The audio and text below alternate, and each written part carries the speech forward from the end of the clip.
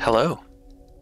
My microphone, my headset software updated. That's probably what threw the audio off. Hi. Uh, hey, Shark Hemming. Let me know how my audio sounds. I'm gonna try and talk quietly today because I know I'm gonna be doing a lot of talking. So I'm gonna try and be easy on my voice. I have apples, which I'm going to try and remember to mute my mic to eat. And I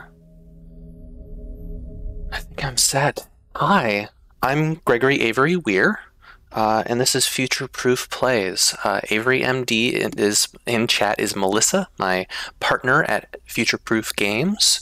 We are a little game development studio. We do video games and tabletop games, and you can see all of our stuff at futureproofgames.com. And every couple weeks, we like to play someone else's game, and this game is Citizen Sleeper. And I've just realized I've not taken any of the notes of who who made it or the year it came out or anything like that. So sorry about that. There's no credits on the title screen, so I've heard very good things about this game. It's kind of tabletop game inspired. I'm saying kind of, very tabletop role-playing inspired. And they have recently announced a sequel. The big trailer came out a week or so ago for its Citizen Sleeper 2 : semi-title, which sounds great. I've not played this at all, so I'm looking forward to checking it out. So I'm just gonna retweet some stuff, maybe rechoast some stuff. We usually announce upcoming streams at on Twitter at PlayFutureProof and on co-host at FPG. So you can check out our stuff now, or check out our future stuff there. Oh boy, this is a good sign. All right, post now. We'll call that good. We will mute the phone and we can get started. This is a game about someone who has escaped essentially enslavement, but still kind of has to survive within a capitalist system, and depends on some sort of drug-like substance in order to survive, which they have to scrape for. So heads up on all that. Hope you're in the right headspace for that. Oh boy, character creation. Okay, so we've got Operator. An operator works with drones and high-precision remote machines to perform complex tasks from a distance. Sleepers assigned to operator work are usually cerebral and precise people. I don't like that. Perk, transfer intercept, chance to gain cryo on interface actions. Don't know what that means. Okay, so our stats are engineer, which is physical machines; interface, which is digital interfaces; endure, which is your constitution stat, or strength of will, so your physical bulk. Intuit, approach problems with awareness, so notice stuff; and engage, approach a problem head on. That sounds like your attack ability. So operators have high interface, low endure. We've got extractors, which work on resource extraction, mining on hard vacuum environments; confident, self-sufficient, have high level endurance. Sunbathed dice action allows energy recovery at home due to photosynthetic skin. So I'm a robot of some sort. They have high endure, low intuit, which intuit might also kind of be knowledge or education. And then machinist. A machinist repairs and modifies automated systems used in industrial resource extraction. You're a mechanic, a fixer, or not a fixer, a repair person. Sleepers assigned to machinist work are usually diligent, careful, and structured people. A chance to gain random scrap item on engineer actions. High engineer, low engage. I like drones. Let's do drones. high interface, low endure. And this was kind of the default, so I'm pretty sure it's hopefully not going to be the hardest class to play. Let's see. If you're interested in drones, you should check out Headless Swarm, our season of story that is almost finished for Exploit Zero Day. Free. You can play the game you can play our first season of content for free, and then Headless Swarm costs money, but you've got a lot before you have to pay. Go to exploitzeroday.com to try it for free. So, I think unknown is my location. Question, where are you? Keep my voice low, keep my voice smooth. Don't push it, because it's going to be a lot of reading. The first thing you become aware of on waking is the disconnect, the delay between thinking and feeling, between wanting to act and acting, minor, almost imperceptible, but always present. It's at its worst when waking, when your self has spent many dark hours recalling what it felt like to be real, to be a person, to be in a body that was indisputably yours. So I'm maybe... I might be an AI, but it seems that I was once a person, or I am a copy of a person, maybe. Let's think about that body. A leap into a cold lake on a hot day, the sting of blood welling from a fresh wound, the friction of a fingertip. All of a sudden, the memories are closer than you thought, blurring as you approach, until you can't tell one from the other. The cold slips in, behind and around you, and the sensations fade out of reach. Perhaps you should be thankful for the dulled nature of this new body, given your current circumstances. The walls of the container feel immediately present, cold, hard, at your back and face, cramping your limbs. You resist the desire to stretch, knowing that the claustrophobia comes next, and retreat a little from your central nervous system. It isn't painful, not like you used to know pain, at least. In emergency mode, pain is a message delivered with efficiency and ease, a reminder that harm is imminent. There is no insistent throb, no trembling nerves, just a warning delivered with the banal quality of a digital notification. Right now, there are thousands of them. I feel like I'm going to remember the others. So immediately, this is playing with disability and chronic illness here, like you remember what it's like to have one kind of body, and now your body is different, and it's a form of body which seems to be uncomfortable, but also like not as perceptive as your old one. And it's interesting that, like, very often disability is kind of analogized in fiction as robot, right? Like if someone has a different body, they are an artificial thing. And this game is pretty clearly been like, from the get-go, like, no, you're not a fake human. You are a human who now has a body different than what they used to, which is interesting. I think less dodging around a potential speed bump in this metaphor. Remember the others. You remember there were 10 of you, 10 that could no longer stand the indentured work, the routines, the slow decay. 10 whose belief in their promised future was slowly dismantled day by day until they realized they had sold away everything that could and would ever matter. 10 that would escape, or at least die trying. So this is also in conversation with, like, Blade Runner, right? Where Blade Runner, the replicants in Blade Runner are biological androids, but they are manufactured people. And this seems to be implying that my personhood isn't manufactured. My body is manufactured, and that I somehow have an external personhood, or an original personhood. Some were lost in the shaft. Others never found the meeting point. Only a few made it to the containers. But the freighter, as far as you know, left, so I'm just in a shipping crate. That feels like enough to know that you might no longer be on that grim and heartless rock, even if, in the airless hold of a freighter, you might freeze solid long before you reached any destination. Try to rest. But you are restless. It's been a long time since you left. surely weeks, maybe months. You're dully aware of damage to your legs, your right arm. You've been reserving energy as much as possible, but your body has still needed to shut down many of its systems to protect you. You've spent much of that time asleep, knowing that anything else would be impossible to endure. You feel the weight of that impossibility begin to gather. It is time to sleep again, to nudge this false body into inducing delta waves in your emulated mind, and once again recoil into a dream of when you were once a person.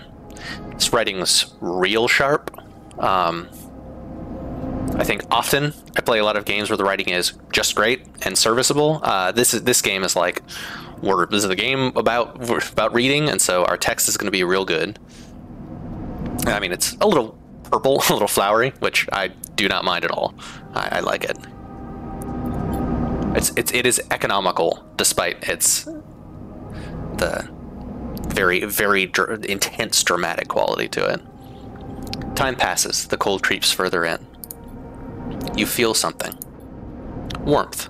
Not true warmth, but the indication of its presence.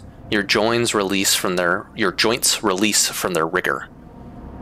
Sound, too, everywhere, screeching and shimmering so loud that your body ducks your hearing to protect its sensors. What's the... I don't know the etymology of the word rigor. I normally think of rigor mortis, yes, but rigor feels like thoroughness, and I don't know what the connection between those two meanings is. Yeah, rigidity, rigor. Oh, and also,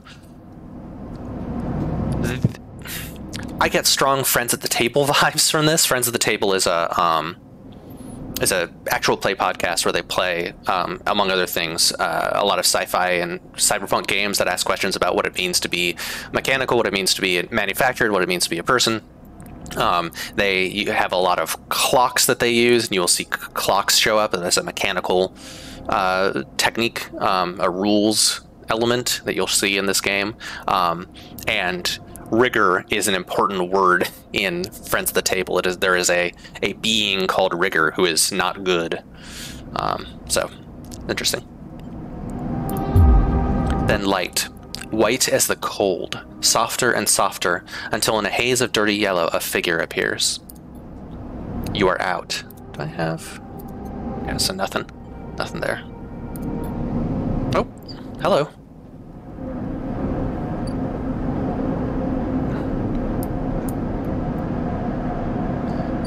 Dragos, pragmatic salvager. Ooh, time jump. A pragmatic and private salvager. It's been a few hours since Dragos pulled you from the container. You sit huddled in a corner of his scrapyard, swaddled in the reflective folds of a mylar blanket. You're slowly coming back to consciousness, back to life, and you stare at the ornately curving element of an improvised heater. You're surrounded by angular, incoherent lumps of ships, some corroded beyond recognition, others still carrying glassy wounds along their edges where a plasma arc sliced them apart. As you trace their shapes with fogged eyes, you hear a voice. So we're in a ship scrapyard. So, Sleeper, you all thawed yet? I'm going to try not to do voices, too. Oh, etymology notes. So, Latin meaning of rigor was numbness, stiffness, hardness, firmness, roughness, rudeness. Shifted to include harshness, force, and cruelty over the centuries. Okay, so rigor is like the calloused hands of a laborer. With rudeness probably being like rude mechanicals, like low class, uncultured, not necessarily meanness, although that might be part of that semantic drift. All thawed yet? Almost. Never seen one of you come in like this. New frames must have a better perseverance than Sub-Zero vac. Seen more than a few of you frozen solid to hull plates or inside-outer locks in my time. They weren't so lucky. Okay, so others have tried this and died, and I managed to survive because I have a newer body and a more advanced model. Dragos comes into focus, shrouded in makeshift tech, his headset with its glinting eyes the mark of a drone operator. On his shoulder, one of his symbiotically linked drones perches, its irising eye locking you with an unflinching stare. I wonder if I get the drone operator regardless of my class? What do we got on this person? Okay, so this looks like some sort of visual prosthetic. It looks like it's embedded in his face. And was just presumably like both a VR goggles for, or AR goggles for drones, and then also maybe an eye replacement or alternative. We got a forearm prosthesis, I'm gonna guess. We got a bunch of embedded stuff, something embedded in the chest, a bunch of wires kind of sticking out different places, a bag that's might be like a computer of some sort. I'm gonna say this looks like it's a space suit, some sort of or protective workwear, you know, PPE or something, and then a kind of cute little drone that I think is the sound effect I'm hearing. It's six-legged, basically a camera with 6 legs, and who knows what else it can do. And just a plain old plastic bottle of water. Last living sleeper that came through this yard was a while ago. They didn't last long. You struggle to read his expression beneath the tech, but he seems lost in memory for a moment. Or perhaps he's just figuring out what to do with you. Gotta stay hydrated. Essential.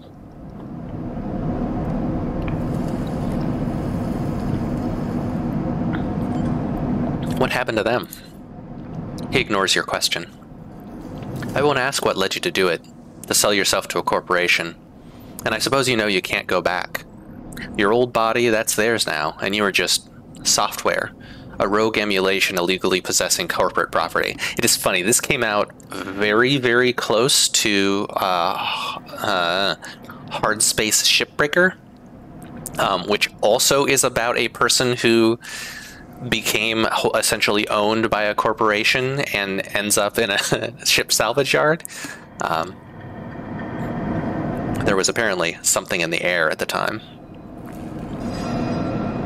So I sold my flesh body, or sold myself to a corporation. They have my flesh body and presumably cut it apart and sold it for scrap or something. And now I'm an emulation of my old mind in a robot body that they own, theoretically, that I stole. Right. You can't steal your body. I escaped, but they think of it as stolen. You nod along. You remember biometrically signing the forms, the cold floor on your feet as you padded to the sleeper cells, the promise of a life off-world. But as you do, you get the now familiar sensation that these aren't your memories. These are things you know, but not things you feel. You're no longer that person. You're an offshoot. A copy. How many copies of me are there? Or of my former self are there? What you won't know is what's ahead. At least the last one didn't. There's no easy way to put it. That body of yours is falling apart. It's the same for any sleeper who makes it out. SNR wants to protect their property, but if they can't keep hold of you, well, then no one can. It reminds me of how grocery stores and restaurants waste a whole lot of food, which is inescapable. Anytime you're running a system, you're always going to have waste. But they will do various very cruel things to prevent people from scavenging food from dumpsters. They'll often poison in indirect ways the food that they throw out to keep people from eating it. When they're not actually losing anything, right? By if they just gave that food away, they're worried about that very edge case of someone who would have bought if they didn't know that they could get it as trash in an hour later. It's evil. You remember that too, or at least rumors of it from the other sleepers. Planned obsolescence, which is a real thing in these days for products, a built-in dependence on the regularly administered supplements that were part of your routine. Stop taking them and your body begins to shut down, separate from your emulated mind. How long has it been? How long do you have? But for now, Sleeper, you're one of the lucky ones. Dragos glances up and away towards the glassy dome of the yard, this presumably. The eye is the best place you could be right now. I could say the eye, or stay silent. Yeah, the eye. The station. You'll see soon enough. Dragos impatiently shifts his weight. Look, I've got things to be getting on with. He trails off. There's an old freight container I've been using as storage out in the stacks. We haven't been pulling in much valuable scrap these days, so you're welcome to it. Something wells up inside of you. Emotion. Fatigue. You shakily get to your feet. Nod. Alright, you head on up there. You look like you need some rest. And with that, Dragos stalks back into the Rex, his drones already converging on a resting Hulk, plasma flashes silhouetting his spindly figure as he returns to work. And have some apple.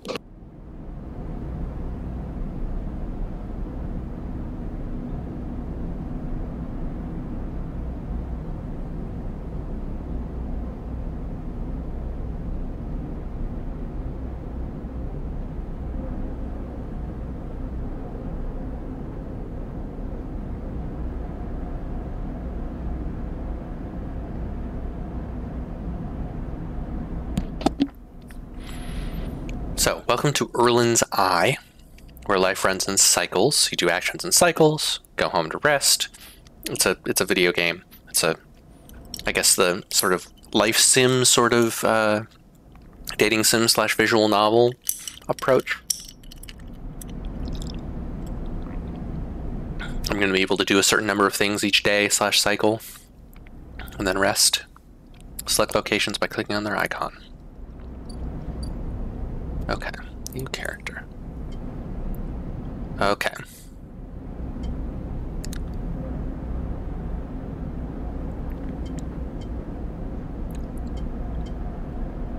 So, looks like each stat has... I am eating apples.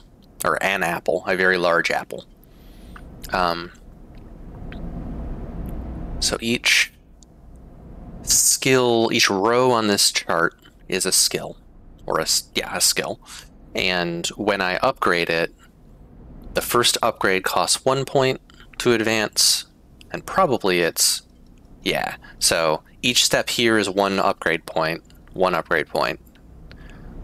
upgrade points, 2, and then 3 upgrade points is what it looks like.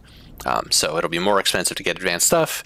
I can get special traits along the way, but I can't access any of that right now. I got nothing, and I'm gonna go home to sleep. All cycles need to end. Rest and prepare for the next one.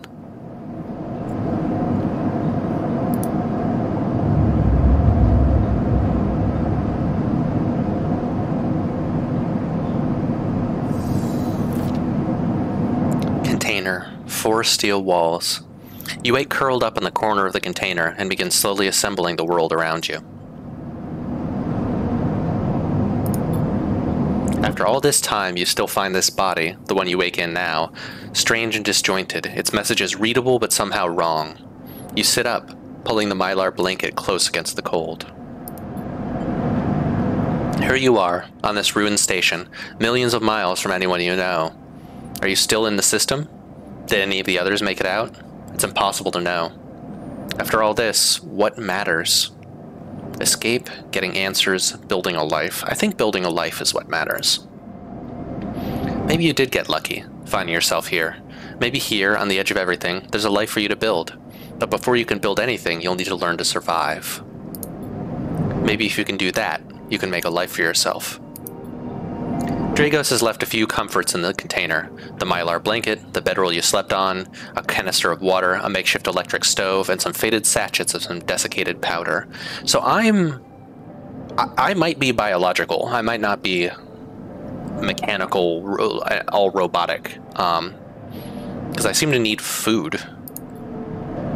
You thumb the power stud of the stove and begin to boil the water. The contents of the sachet smell like damp wood, and you sprinkle them into the liquid.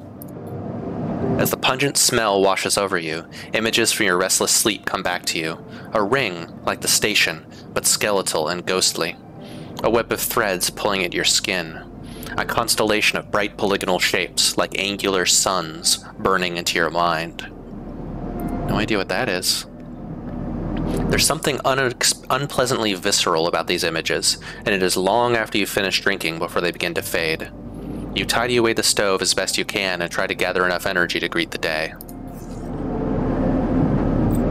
Okay. I'm going to read this and snack, and then I'm going to try and summarize it. I'm not going to read all of this out loud.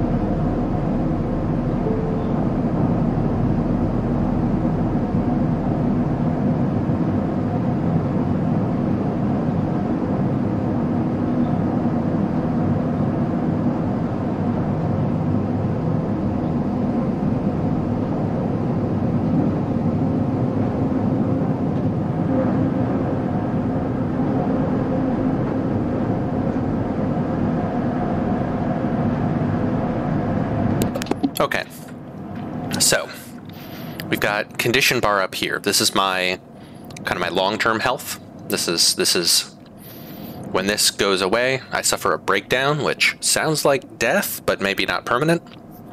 And this will go down.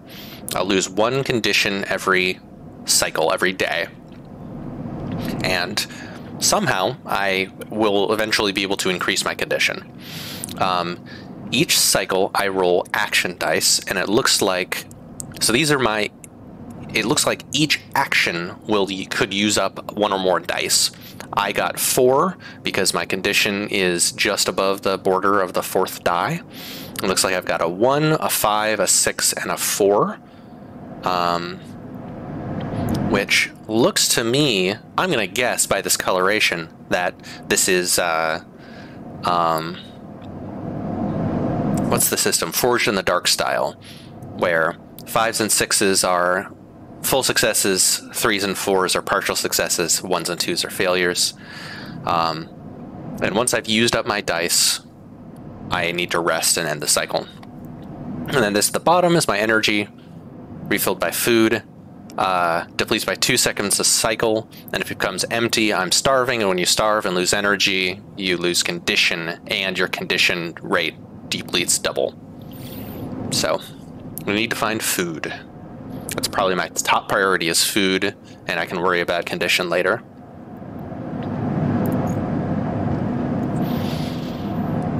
Okay. Yep, dice. I assume I'm going to slot these into things, Dicey Dungeons style. I'm not sure that Dicey Dungeons is the first one to do that, but that's what I think of. Dragos is standing in the corridor when you close up the container.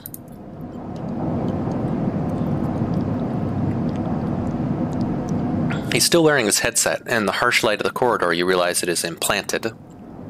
A drone sits on his shoulder, its cache of sensor eyes rapidly irising. Cache of sensor eyes, interesting. How are you feeling?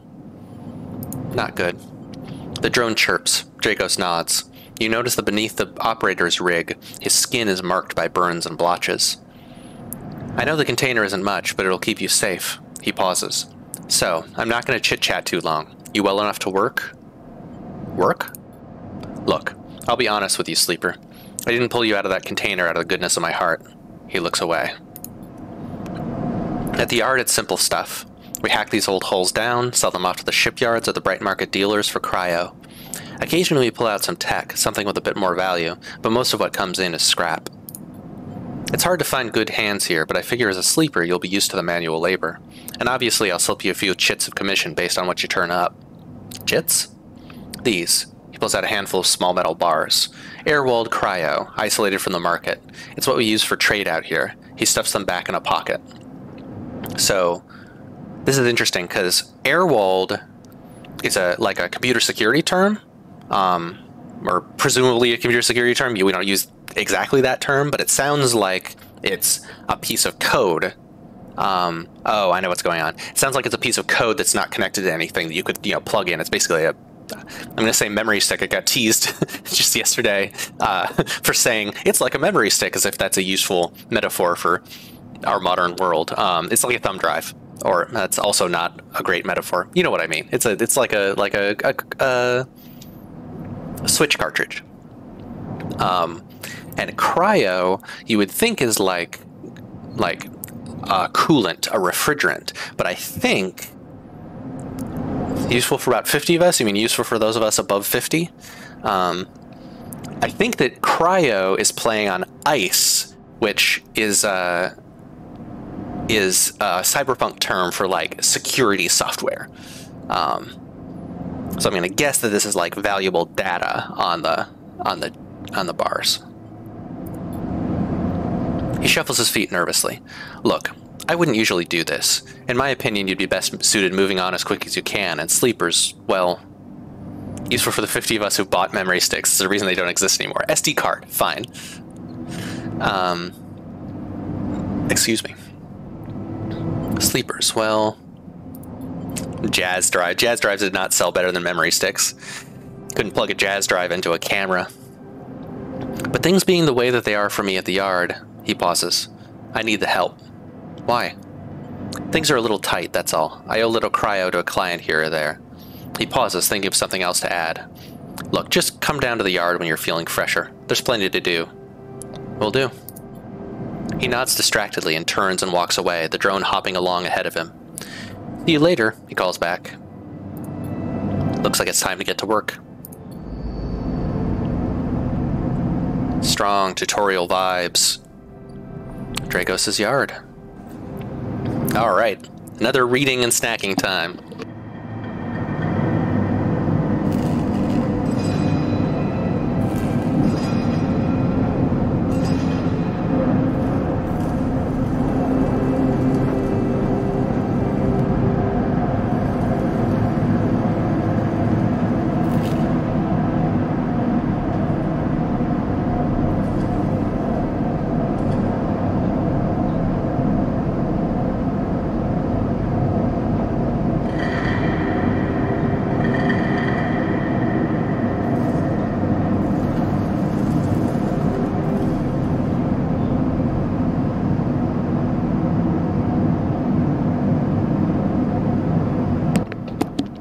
Okay, so we can do actions. We're seeing two actions here, hull dissection and manual salvage. They both depend on different skills. To perform an action, you assign action dice to the slot. A 6 is a 100% chance of a positive result. A 5 is 50-50, positive or neutral. 3 or 4 are a different chance.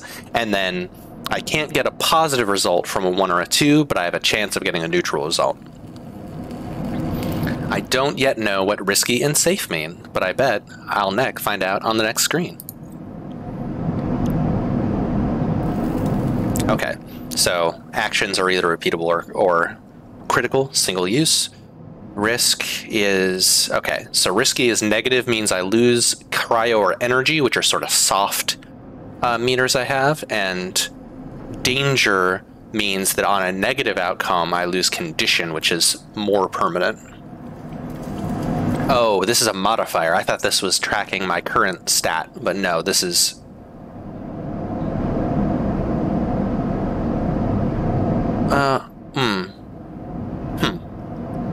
It's unclear to me, it actually is unclear to me whether this is my modifier based on my skill, or whether it's a difficulty. It's gotta be, I don't know, we'll find out.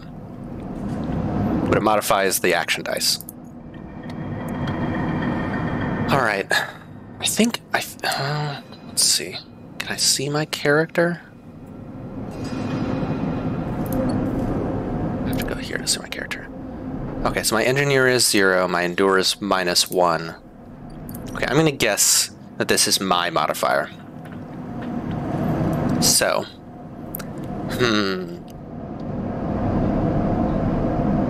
So here are your clocks. Cycle clock. Okay, so presumably this is going to count up each cycle.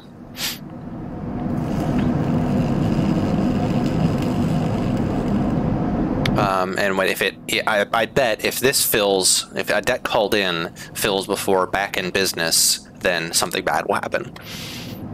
So I can engineer, which I'm good at.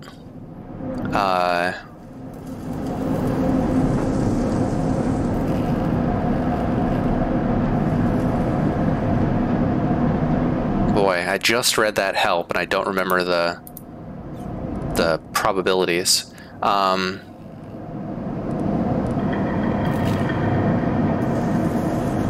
So this is safe. So I can afford to put something a little less good in it. Because at -1, this is going to have a chance of a negative result.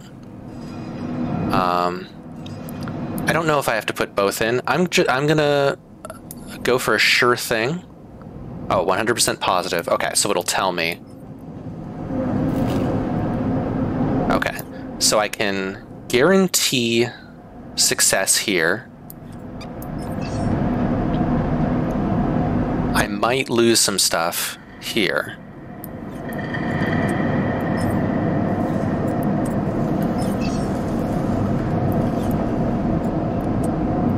Let's try this. Let's just fucking go. Let's try this all out.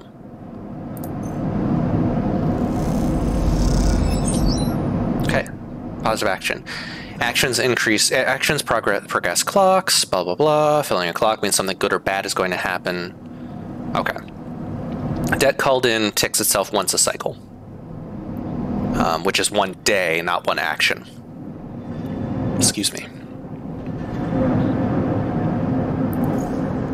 Okay, so I got 15 cryo, which is money, and succeeded, and got more back in business. And I can keep doing this.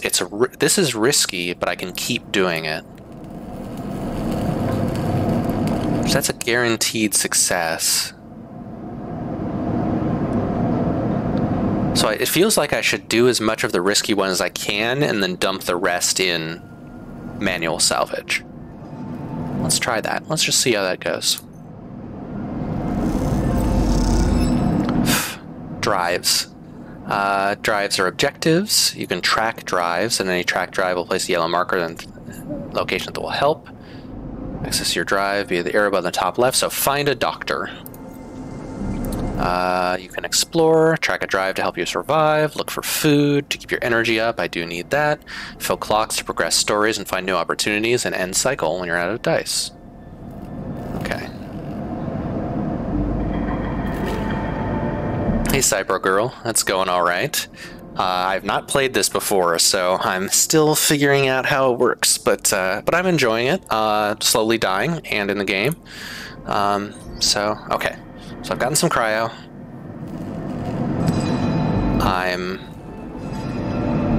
Okay. Ba-ba-bum. So I want to... Can I track both of them? No, okay. I need corporate pharmaceuticals or I'll die. I need to repay Dracos, just out of the nicest of my heart. Okay. Let's pull out and see if I can buy food so that I don't starve immediately. Boy. Got docks. Got a dock terminal. A market. Low-end gate. I'm gonna go to the market first.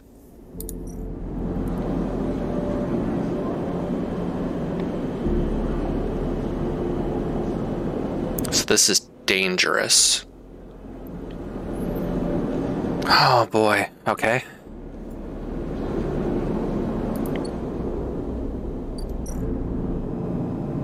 Low-end gate.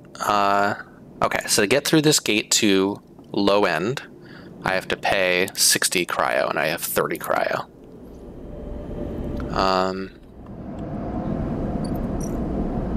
Dock B2. Oh, weird. What? Okay. I think this is a... There is a ship that is out. Like how this game looks a lot. I wish there was a way to make the text bigger.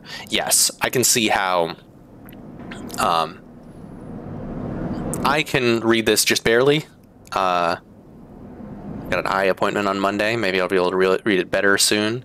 But yeah, if you've got bigger vision problems, yeah, I can see that being a problem. Okay, so both of these look like they'll trigger once these clocks fill. Is there like a scene text size? Make that bigger. Yeah.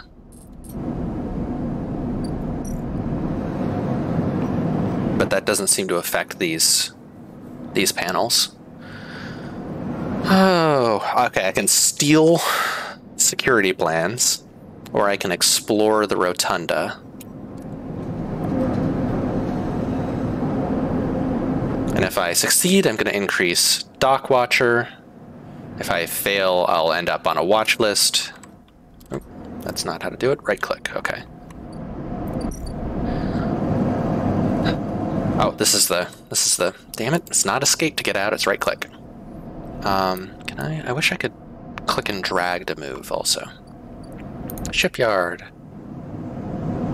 Help a shipbuilder. Grab hull materials. So help load stuff. Okay. And there's some sort of pylon there. Okay, what's...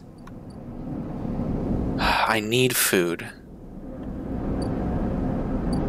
And I don't... Boy, I think I have to... I think I have to explore the market. I'll do the risky option.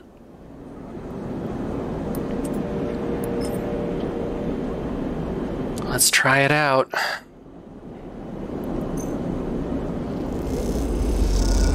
Yeah, the map screen is interesting. Like,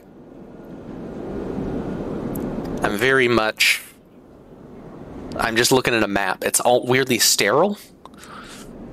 Even more so than like a lot of visual novel type things, which this is sort of a cousin to. Okay, so I got a little bit of local knowledge. I got a neutral response. Boy, so this 50-50 neutral or negative, which is real shitty. Oh, but I did find out about a doctor, Sabine. Hab block. A decaying habitation block, a apartment building. Next comes the call from the enforcer at the door. Enforcer, presumably security. Or hired guard, maybe? You shuffle down the flickering hallway towards the open apartment door. Keep your head down and your shoulders high in the queue, trying not to bring attention to yourself. You were thankful for the tip-off that a doctor was operating out of this place, but now that you're here, you aren't so sure. The gang enforcer on the door, the flickering light strips, the decaying hab block, they've all made the long queue a test of your nerve. But your options are few, and without a supply of stabilizer, this body, your body, will... You suppress a shiver and shuffle toward the front of the queue. You try to find something to distract yourself. I'll avoid looking at the enforcer, the guard. Not a cop, specifically not a cop. Look inside. You lean against the doorframe and look into the apartment. The entryway is dark, punctuated by the green indicators of stacks of sealed containers. You lean in and see amber light filtering through a far doorway, screened with plastic sheeting, beyond which blurred shapes move. The slap of the enforcer's palm against the doorway jerks you awake. Wait your turn, he growls.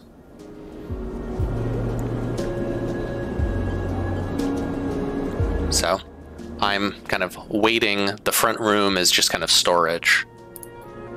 After a few moments, a figure pushes through the doorway and you catch a distant voice. Send the next one in, Toshiro. The enforcer jerks his head and you slip inside, passing through the dark entryway and pushing through this plastic sheeting on the far door.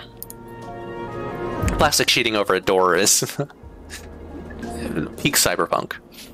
The room beyond is bathed in warm light. A floor-to-ceiling transparent panel gives a full view of the Bright Market's sealed roof and the buzzing traffic above, and for a moment you're transfixed by the motion. So I'm looking up at the roof of the market, and above them... No, the traffic is below the roof, I think. So I'm like looking up into the air above a city, and above that is a roof. Come, oh cool, hell yeah. Transparent coats, also peak cyberpunk. Come, sit, calls a sharp voice, and you see a silhouetted figure turned away, replacing the plastic sheeting over the frame of a simple folded bed. You make your way across the room. The art's amazing. Like, I like an art with just little fiddly crunchy details. Okay, so we've got a person, cool haircut,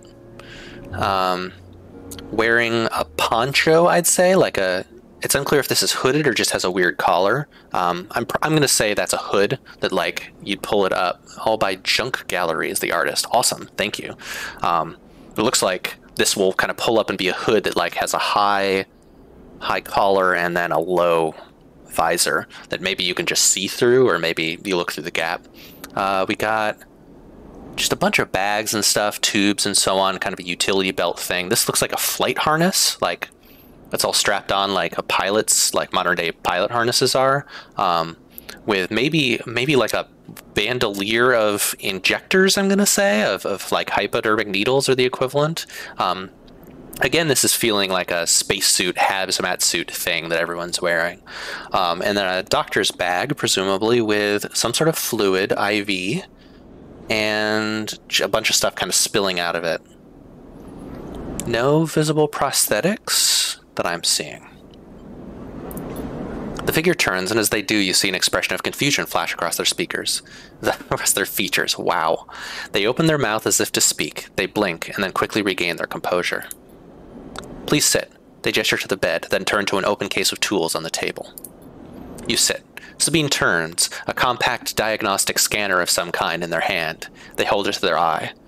Remain still, please. This is what a cyberpunk would wear while beekeeping. Yes, Cybergirl. That is absolutely true.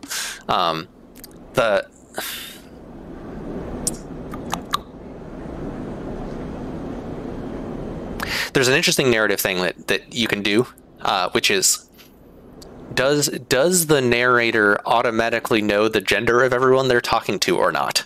And this is a game where everyone knows, the narration knows the proper pronoun to use, presumably because we got a he earlier without, like, I mean, maybe there was an introduction, there surely was an introduction that we skipped, but I'm guessing, I think our enforcer was he. Can I scroll up?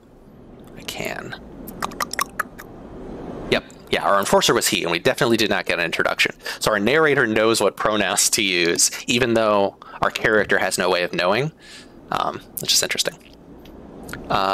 Or, you know, it's a cyberpunk feature. Maybe there's like a little augmented reality indicator of name and pronoun. They hold it to their eye. Remain still, please. Their tone is clipped and businesslike. You stare ahead, still dazed from their expression when you first entered. Fear, recognition, sadness, unmistakably etched across their face. They know what I am. How long have you been on the station? They ask, the scanner still to their eye. A few cycles. They nod. It's good you came to me. They set the diagnostic scanner on the table. I'm going to start by assuming you don't know anything. They take your arm and roll up your sleeve, inspecting your synthetic skin. Your body is dying. They say it without ceremony, without drama, but not without empathy. Cybergirl, how familiar would our protagonist even be with traditional gender markers? Yeah, and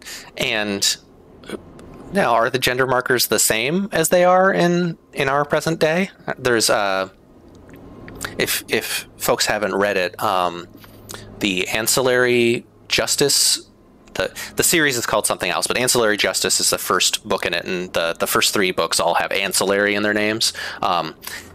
That's a world where the protagonist, for various reasons, doesn't know the gender cues of people, in part because they're on different planets. So like the protagonist, she's going from planet to planet to planet, and like one planet has long hair means one gender, one planet long hair means another gender. You know, maybe you don't have just two genders on a certain planet, even in kind of the normative gender structure of the planet. And so, the game sort of, the book sort of treats everyone as she, and like that's sort of the assumption. That's like the standard where the protagonist comes from. And then also there's a couple times where the protagonist misgenders people just due to not understanding cues, and like gets corrected and people are annoyed. And it's real interesting because they're kind of, the protagonist is annoyed when people are annoyed at them misgendering them. It's just like, how the fuck was I supposed to know? Like, you had makeup, I assumed that you were this, and no, it turns out that's not a good marker. Very cool series in a lot of ways, but that's one of them. So, my body is dying. S&ARP doesn't like to see its proprietary technology let loose. To prevent bodies like yours, frames as they call them, from being stolen, repurposed, or in your case, escaping, they built in a process of so-called planned obsolescence. Frames decay rapidly when not regularly injected with a stabilizer, one which S&ARP remains the sole producer of. They look up. Sound familiar? How do you know this? They shift in their seat. You aren't the first sleeper I've encountered. You wait for more, but they go back to their inspection. They swap to your other arm, running some thin metal device over your skin. You feel your forearm tremble. I'm sorry, Sabine says, and you're unsure if they mean for the cold touch of the metal or everything else. Wish I could have read more of those books, but you found them such a grind. Yeah, they're not the smoothest read. They're definitely like that crunchy form of sci-fi that's like, here's a bunch of new information that we're not going to explain to you, like what this means in the setting, what things exactly look like. They jump forward and back in time a lot, and they're from a I would say a very alien perspective, despite your character being human adjacent. Like, your character is not a little green man. They're the protagonist of the book, but they're hard. Could have put up with that if there was a single likable character in the book. Yeah, there are some, but it's very much doing like, here's a world where kind of everyone is compromised, and the protagonist of the Ancillary series is kind of a jerk, a good person, I think, but kind of a jerk, and so that's challenging. Emulations like you, sleepers as most people know you, aren't classified as people in any of the surrogate systems. Surrogate systems, interesting. You have no rights, no status. They focus hard on the inspection of your arm. And S&ARP has no reason to release stabilizer into the market. Okay, so you just can't buy stabilizer. Like, that's just not sold. Well, I mean, black market you can. Sabine looks up as if to apologize again, but they stop themselves. I know little of this is of use to you. They turn away, disassembling the metal instrument and cleaning it. Silence fills the room as Sabine works, and the silence gives way to tension. You stare at their back, willing them to say something. Anything. Sabine turns to face you. I may be able to help. They sigh, and you see the darkness under their eyes, hear the fatigue in their voice. They gesture to the door. You saw Toshiro outside? You nod. He works for my benefactor, Yatagan. They are influential in the low end. They give me the space to work, run the door, and take the profits. At the same time, I have to fix up their enforcers, tend to their implants, sew up their wounds. They look away. But Yatagan has connections. Smugglers from the Starward Belt. Starward Belt. Starward, presumably... Does Starward mean inner, as in closer to the sun, the star of the system, the inner asteroid belt? Or does it mean the outer asteroid belt because it's toward the stars? Or is it starboard and port, and so it's the right belt? Mercenaries are working for the corporations on Ember. This might not be our solar system. Or the Ember might be a space station. If they can source the stabilizer, maybe you'll have a better chance. Okay, so I might be able to get a connection to someone who works for this corporation who could smuggle some out to me. Sabine sets down their slate, their notes complete. This is dangerous, and it'll be expensive, but I think we can do it. Yeah, I'll say why help me. Sabine walks away to the window, their face dappled by the shadows of passing drones. Let's just see if this works first. I'll let you know when I have a lead. They've tried this before and failed. Clearly. You nod and leave, Sabine still staring out, unmoving. When you reach the lower level of the market, you look back up through the panels of the roof to see if you can see their face. But the room looks dark against the lights of the market. You duck your head and walk off into the crowd. Oof. Dark.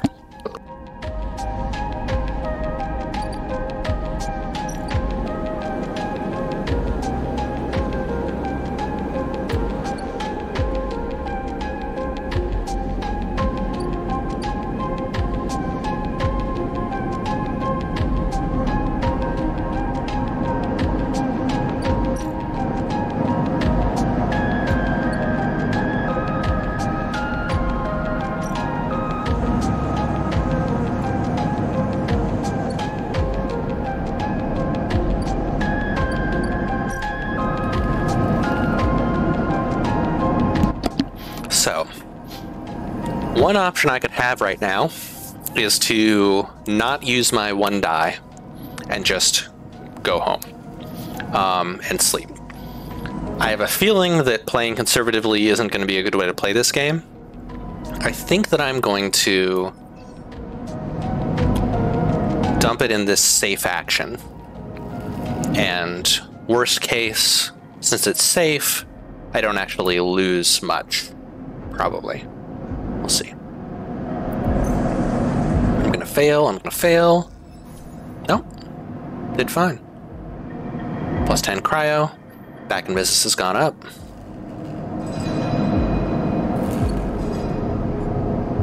And then all my action dice are gone, so I can go to sleep. Did not find food, which means I'm going to be starving tomorrow, and I'm curious as to whether I'll lose 1 point or 2 points. I don't know what order things happen in, whether I'll be starving and thus lose 2 condition, or lose 1 condition, then start starving. We'll see.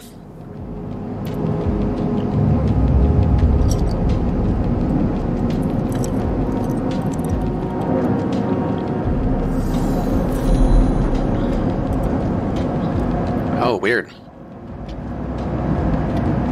This time you don't wake up. Instead, the ghost of the station, that shifting skeletal ring, surrounds you. For a moment you are gone, absent from your own body, stretched out across a colorless void. Then the connections begin to establish themselves, threads tugging on the edge of your mind. These threads become vectors of exchange, and then extensions, as you feel your slots...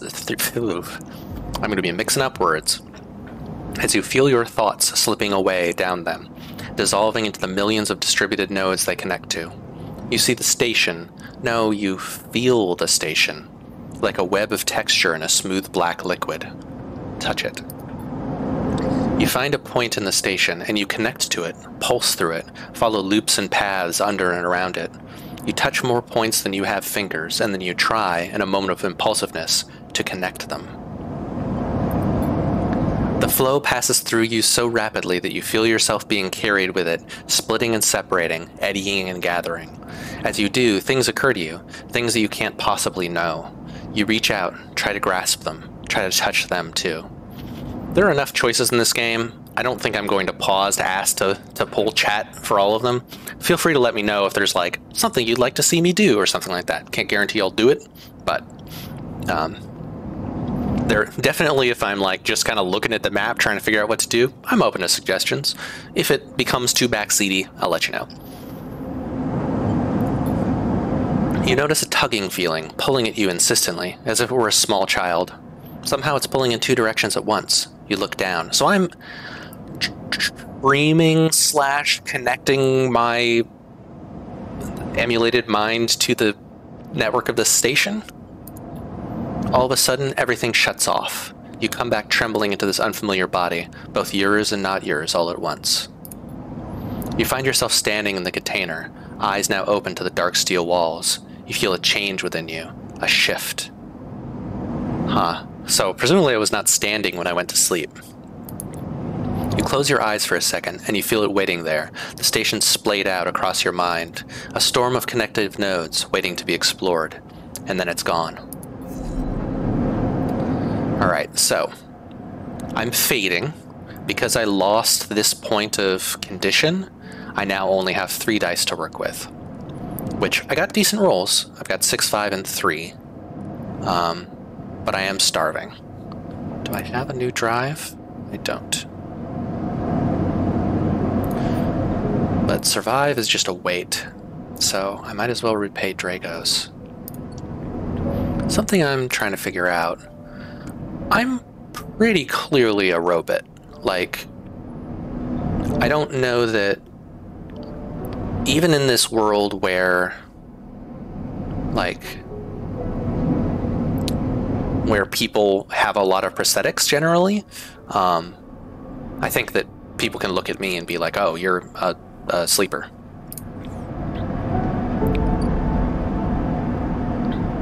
Okay, so unfortunately, I feel like food, I don't currently have access to food.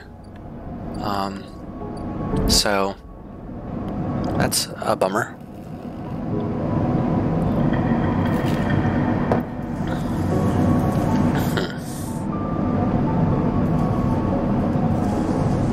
So I still feel like the market is a good place to get to figure out food. I can only ask for directions once. It's an engage roll, which is kind of the take direct action.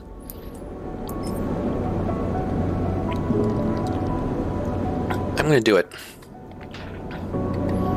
It may be that I've wasted...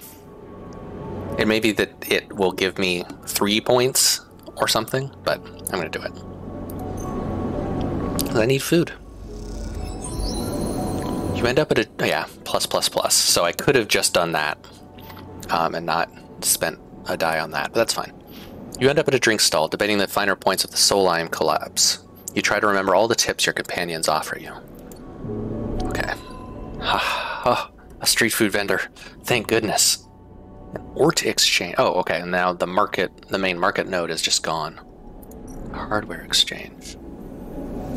Oh. This is I can kind of play the stock market. Excuse me. Build a ship mind. You've heard talk of a fabricator owned by the Ort Exchange. With that and a few fragments, you could build a ship mind core. Whatever that means. Maybe I can turn myself into a ship. And then I can sell scrap. But first, I'm going to buy food. Ooh, he's cool.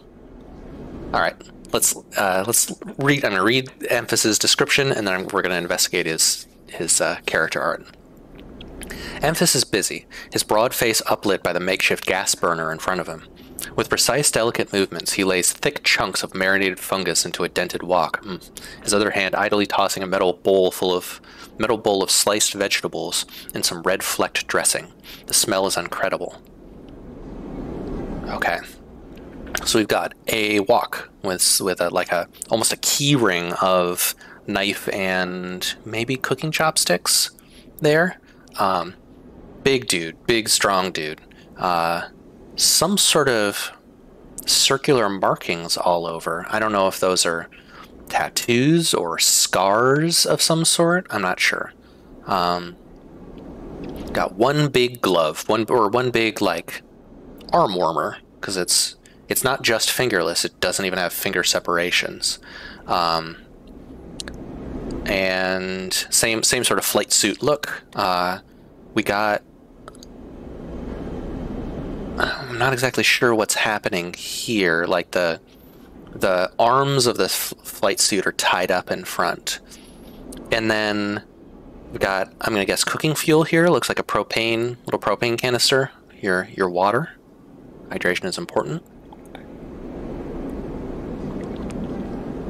We got a little holster with some knives and big spoon, maybe the sort of big, almost shallow ladle you use in wok cooking.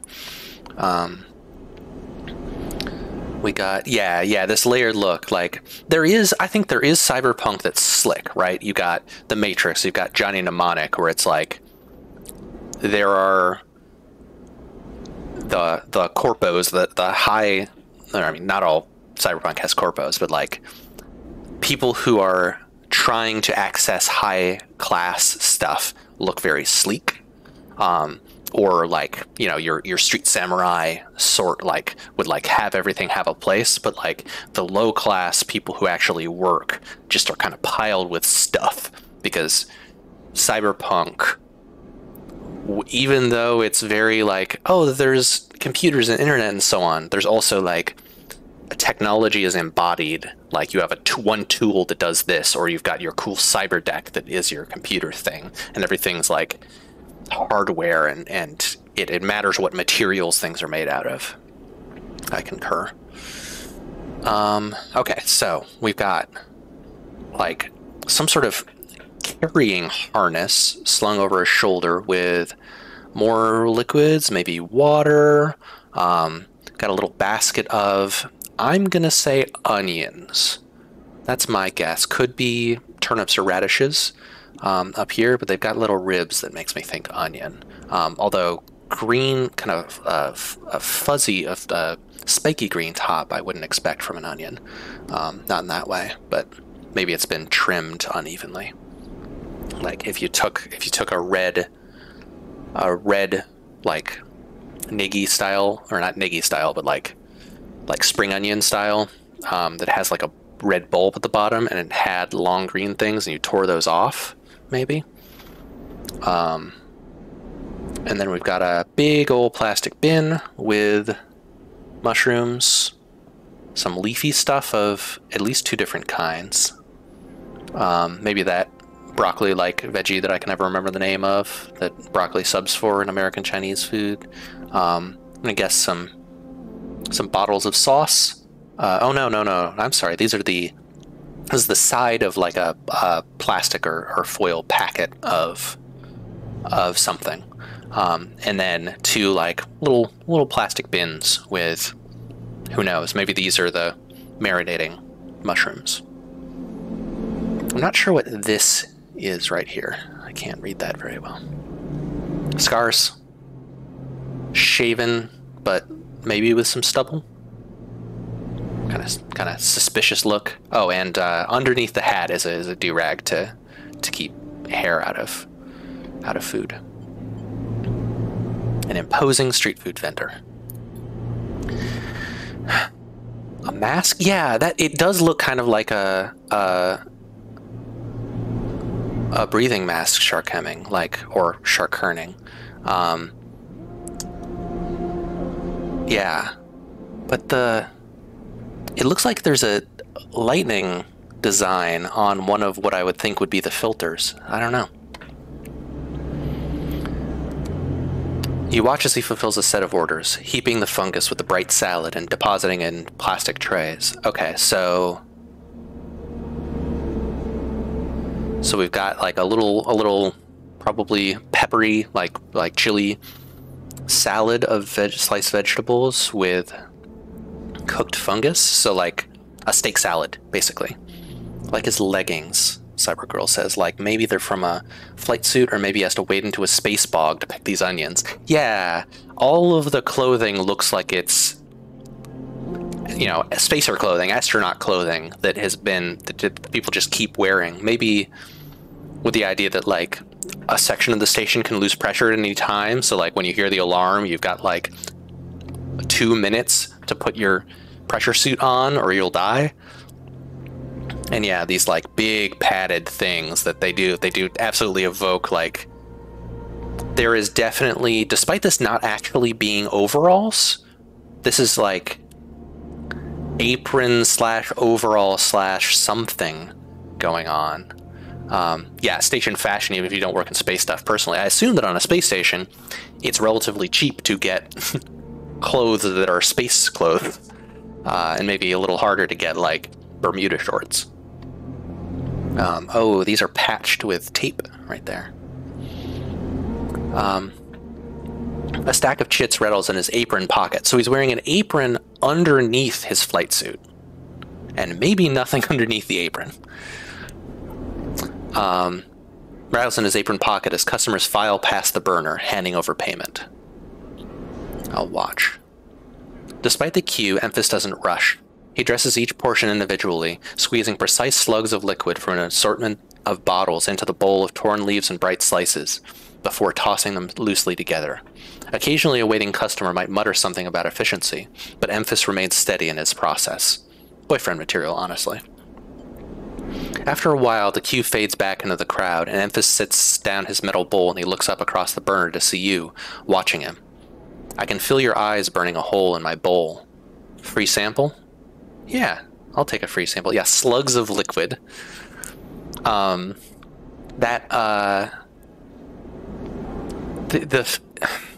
lot of this, so this food sounds great, but a lot of the language used is like weirdly grimy. Like, it's not mushrooms, it's fungus. It's not like heavily spiced, it's red flecked. The wok is dented. We've got torn leaves and bright slices. And then slugs of liquid onto leaves evokes, you know, slugs on leaves, which is both alive, but also, like, you don't want to eat slugs, probably. Yeah, I'll take a free sample.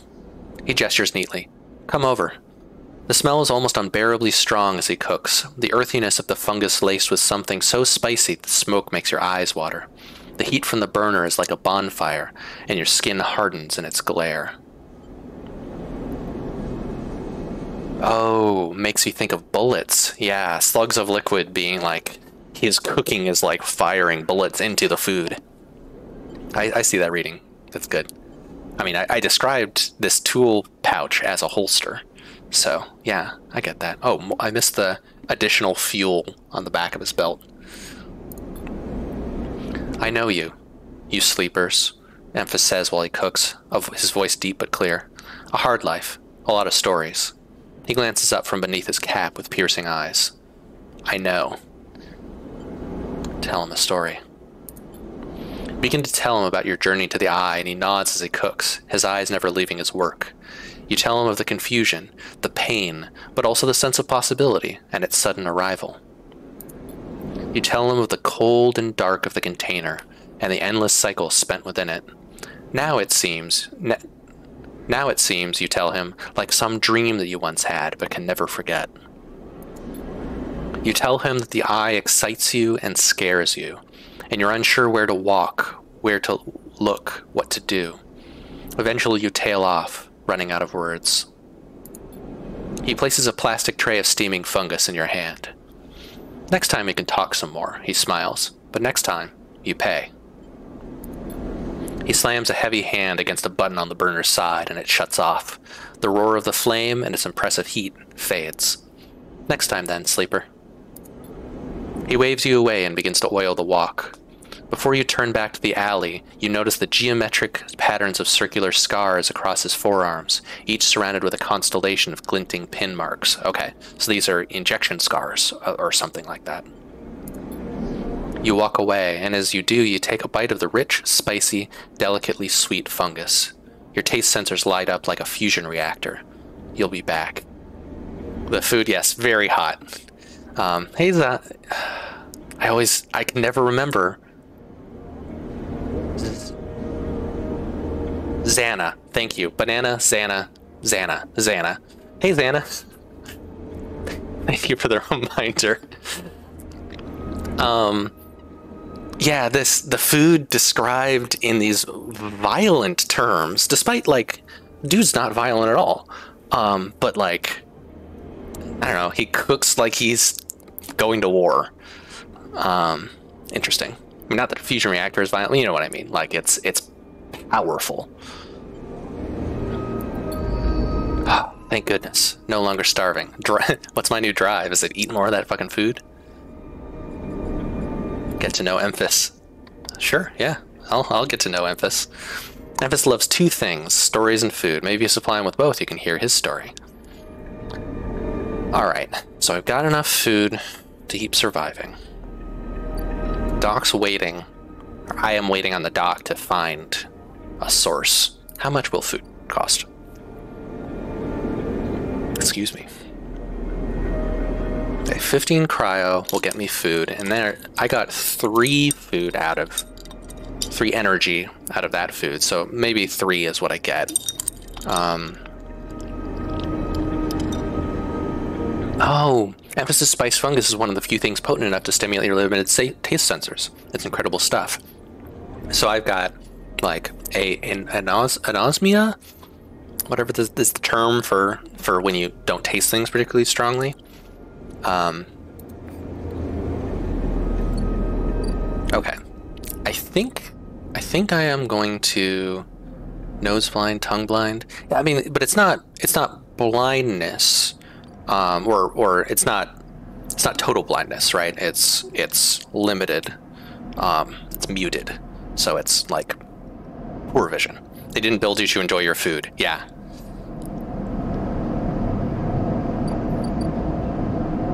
Yeah, this is the sort of thing that people have experienced with COVID as a side effect of COVID.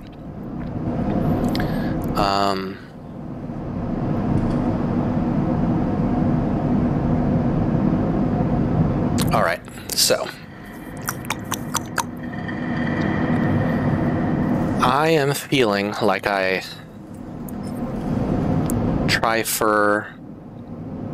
think I do.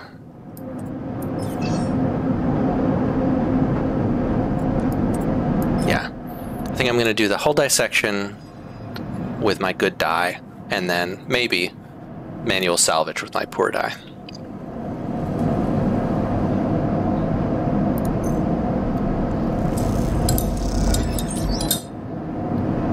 Alright, so I'm 1 away from being done there. Got some money.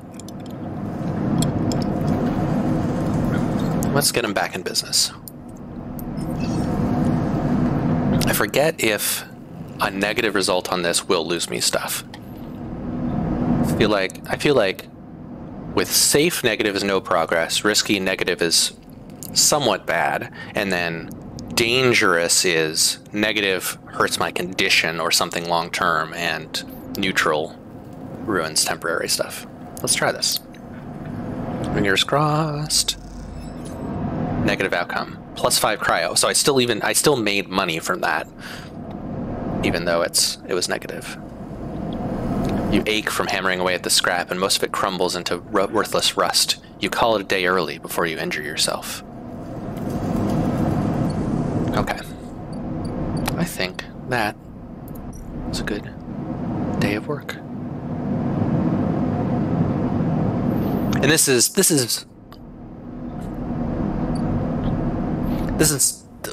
definitely in conversation with like the Forged in the Dark style of tabletop game, where things have one axis on which they're what's the risk of it, and one axis that is how effective will you be.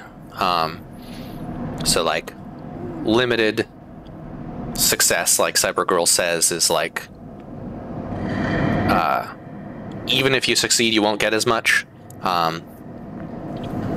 And here, like, the risk is assigned to the action, and your dice let you kind of decide how much risk you want to take on each thing. It's the interacting with, like, the spoons metaphor of, like, how much energy do you have on a given day you don't know until you wake up. This is sharp. This is a very sharp game.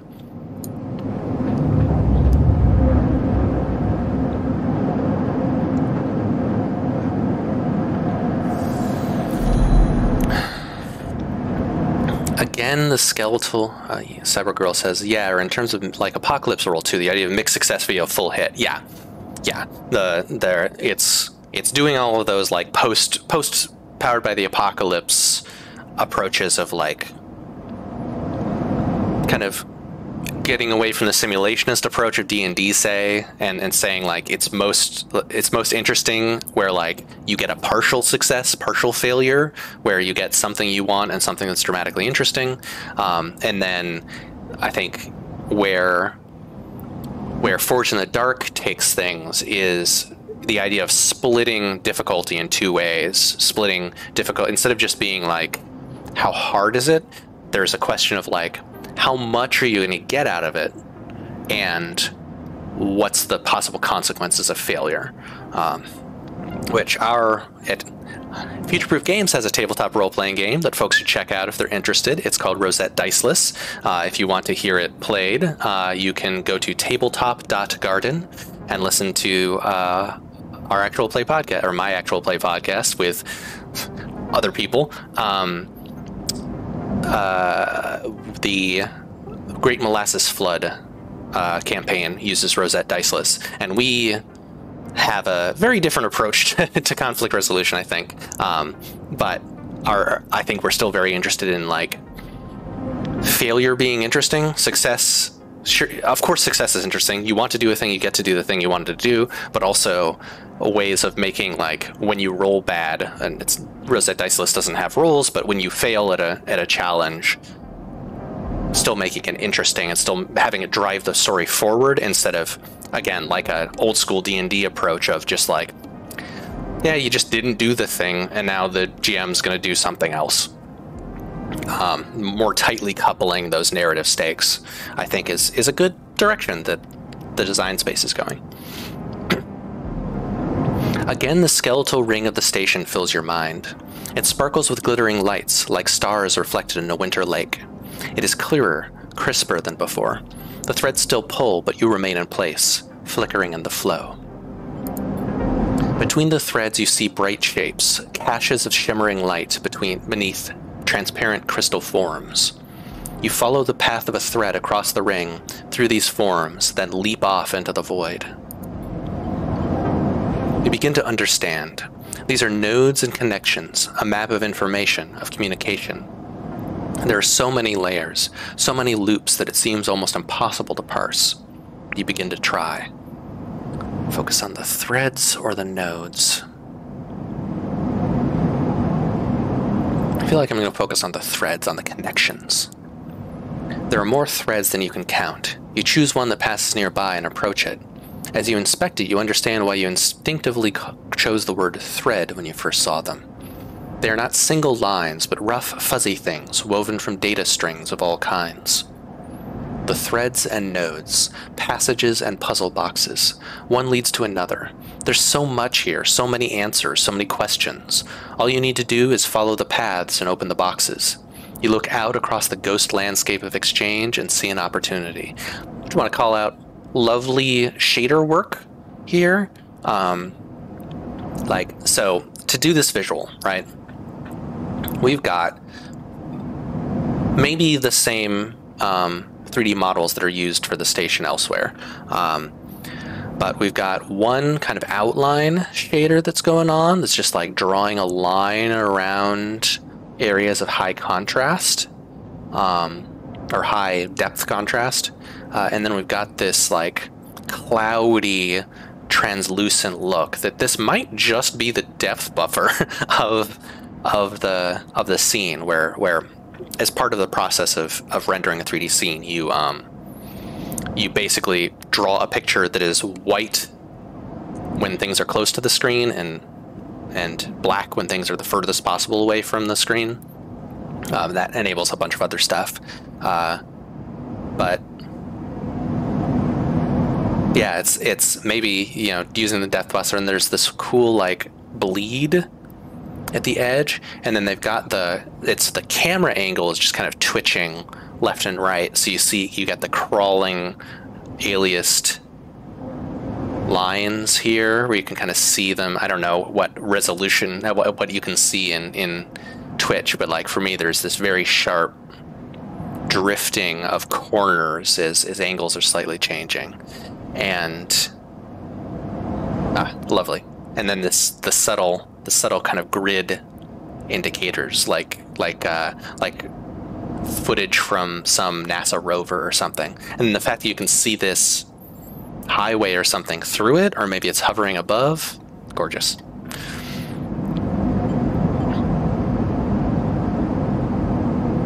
See an opportunity.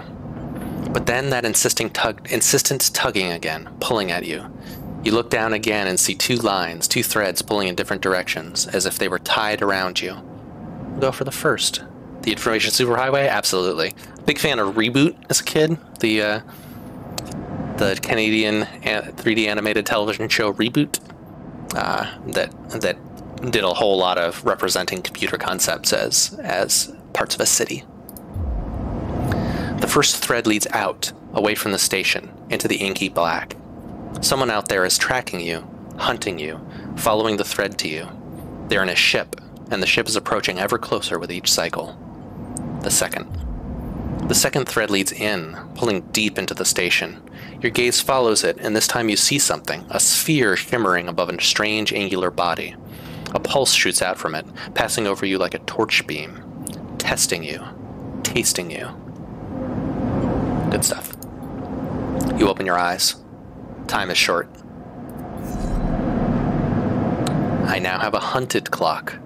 Someone out there is tracking you, following your trail. It won't be long before they arrive. So I have 8 cycles before they get here.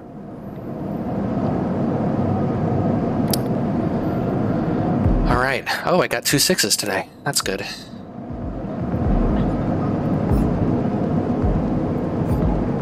Here we go. Now we're playing Citizen Sleeper. That's right. Something has changed inside you. I can access the data cloud. I can use Dyson items to access systems and extract data. Be careful. These networks are old and strange. Okay. Use the eye icon. Ooh. What the fuck? What the fuck is this? So I can open when my eye open, I get the physical world. With my eye closed, I get the still physical but also digital world. Oh man, Keynode 0102 and just some fucking encoded bullshit. Welcome to the web, baby. Keynode, okay, data actions. I'm gonna read this while I eat an apple slice.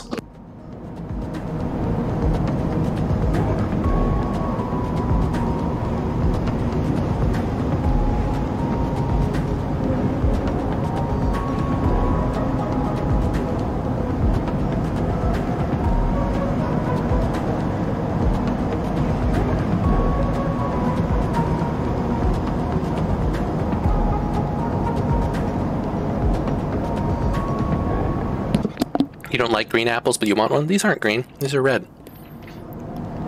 These are... I forget what varietal these are. I did not get the varietal I requested when I ordered groceries. These are huge. These are like this big. They're delicious. Okay, so data actions.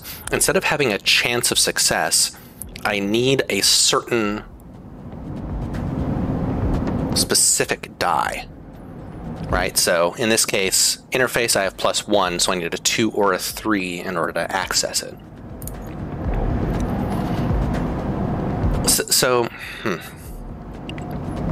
I'm working on a book, and I just recently wrote a bit about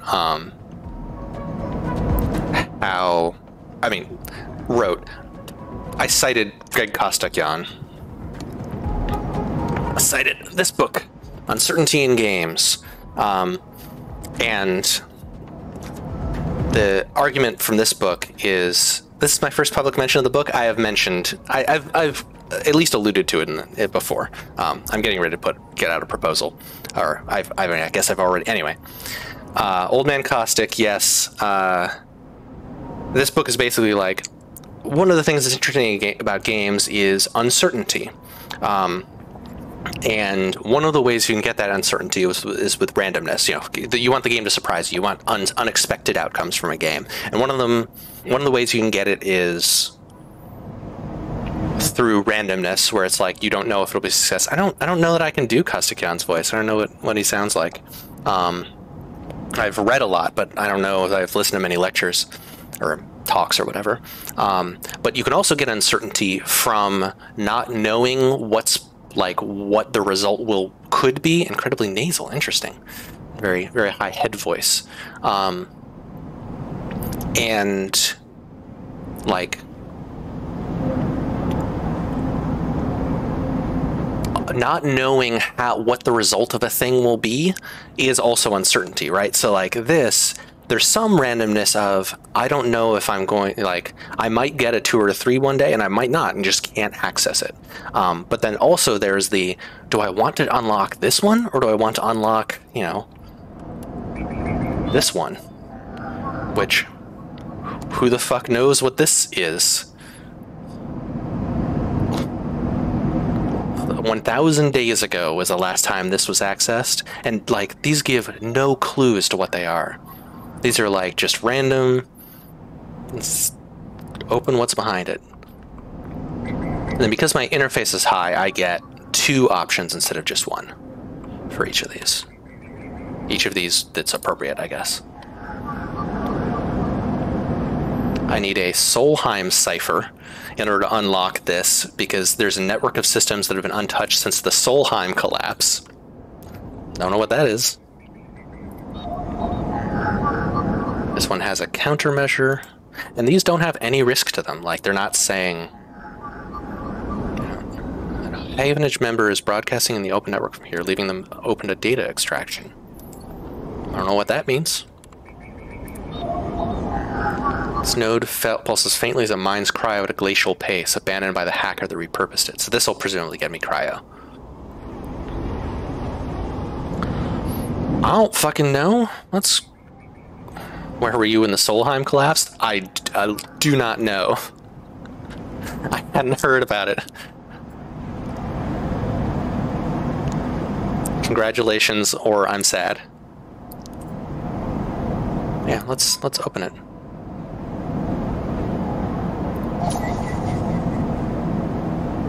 Perk, transfer intercept, gives me cryo. I get cryo every time I do it. I unlocked it, and I can extract data. Neutral outcome. Oh, it was still random.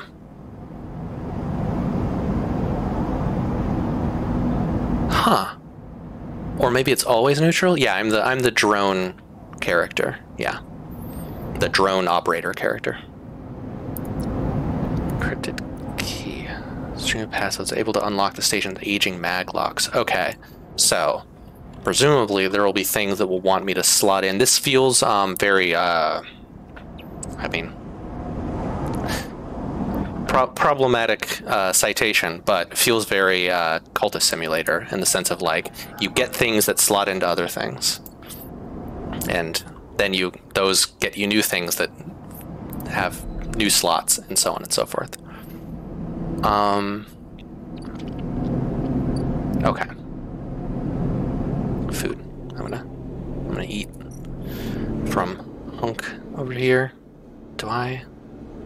Your toxic trait is citing. That's not my only toxic trait. Citing Cultist Simulator.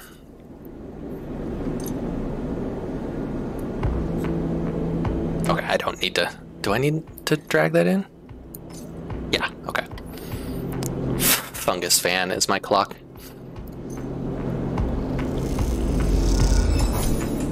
Your mouth stings as your sensorium sends warning signals over and over.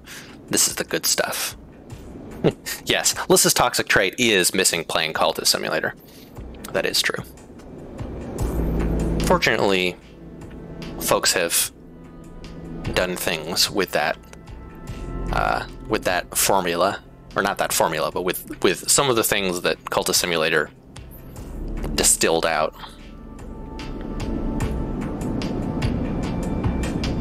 Okay, just looking. I think well, what do we? Okay.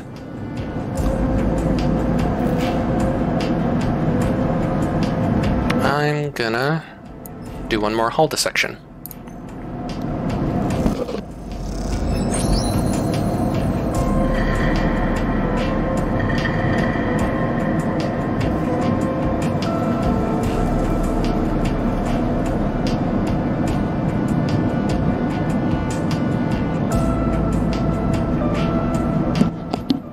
I generally like this UX.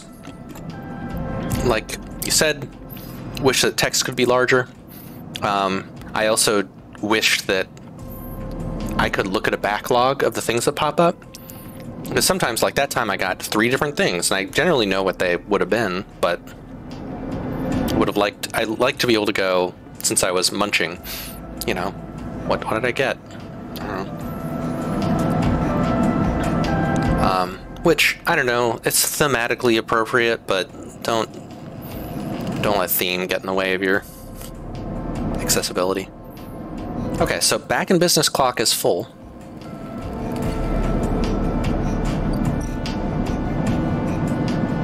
Nope, that's the wrong button. Oh, wait, what? You aren't finished with the site of complete active scenes. Oh, okay. So I was correct. Pull out and then go back in. You arrive into a buzz of activity at the yard. Red blinking lights flash across a vast, dark shape suspended below the dome. They flicker across scorched hull plates and bent structures, spilling from holes in the twisted shape. The cutter is huge and has been torn apart in some violent encounter. The cutter...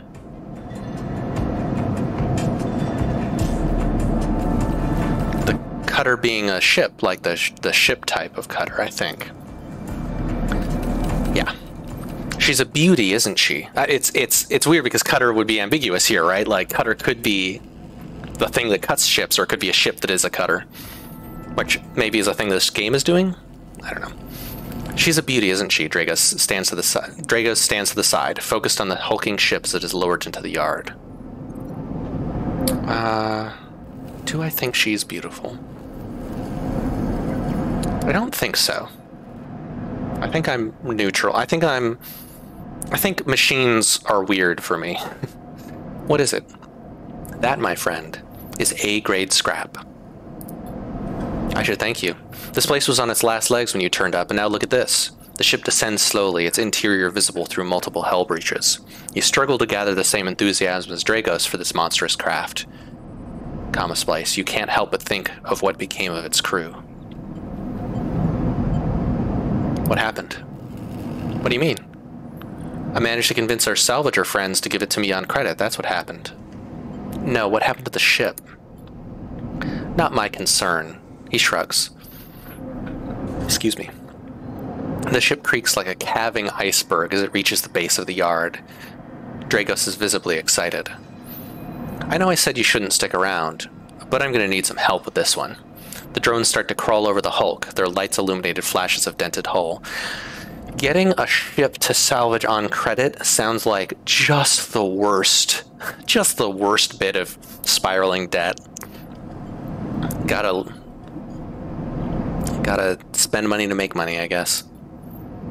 Watching, you wonder if you arrived in similar fashion, locked inside that container, the wreck of the SNR freighter lowered into the yard like a corpse ready to be butchered? Or was the container delivered to Dragos on its own, a womb for your rebirth into this strange station? You shudder.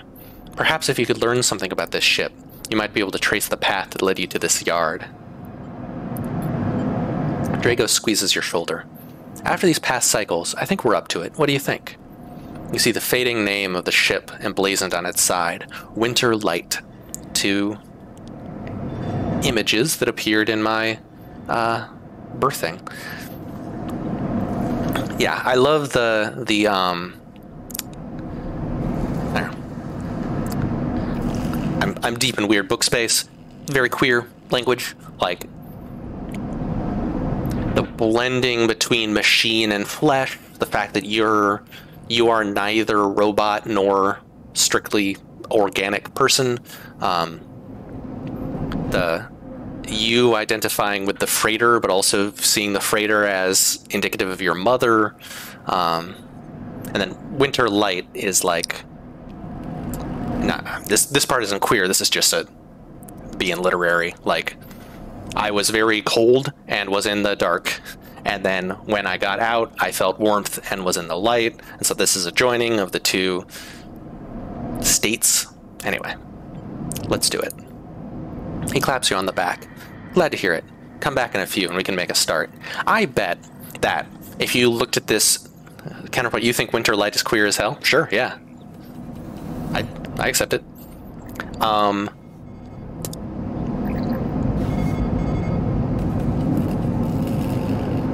I bet that the most mechanically wise way to play this game, if you're just looking at it as a spreadsheet, is not to keep helping Dragos. A real beauty, Dragos repeats, perhaps just to himself. You take one last look at the shattered ship as the drones start cutting, and then slip out of the yard, feeling suddenly cold in the empty passage.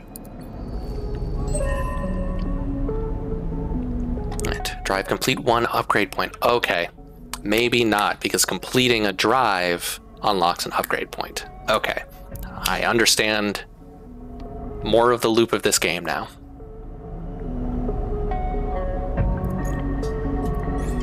Okay, so I could not get an upgrade point to Icebreaker from Interface, because that takes 2 upgrade points. I'm gonna sit back, eat some more apple, and look at this screen some.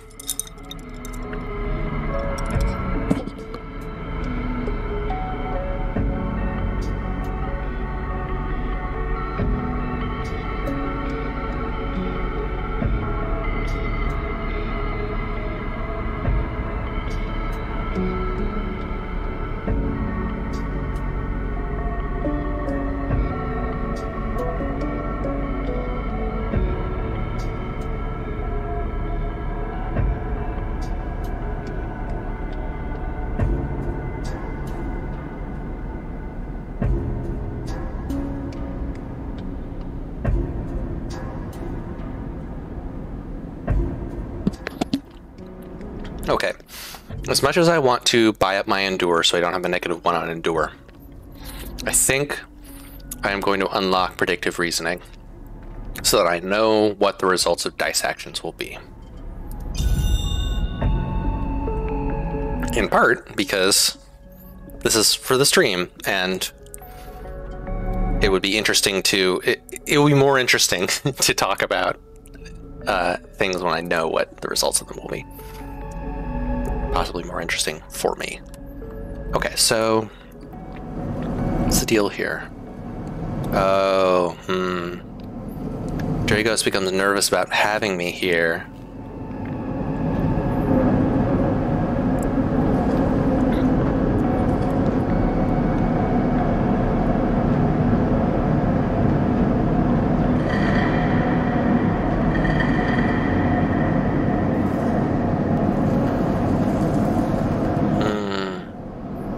So I can investigate the Winter Light.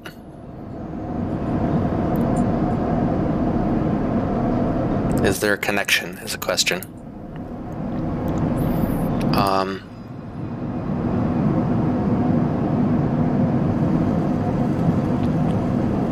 Oh, okay. So...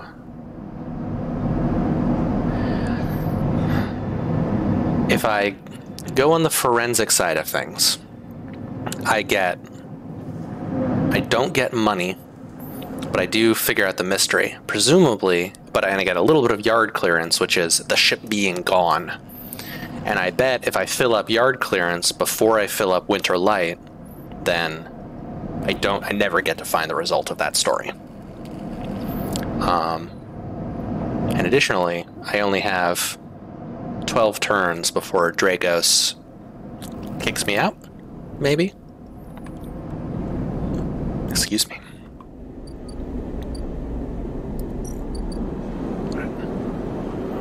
One more turn until I get info on that stabilizer. I've gotten food today already.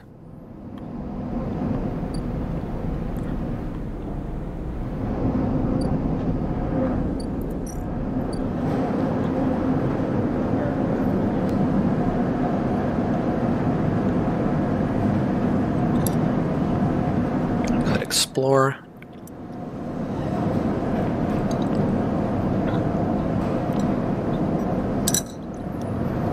Which would be a good place to put my 6 in,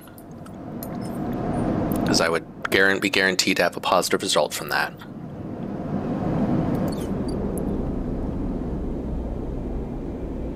Or I don't have any.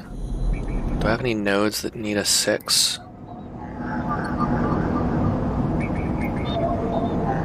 That one needs a cipher.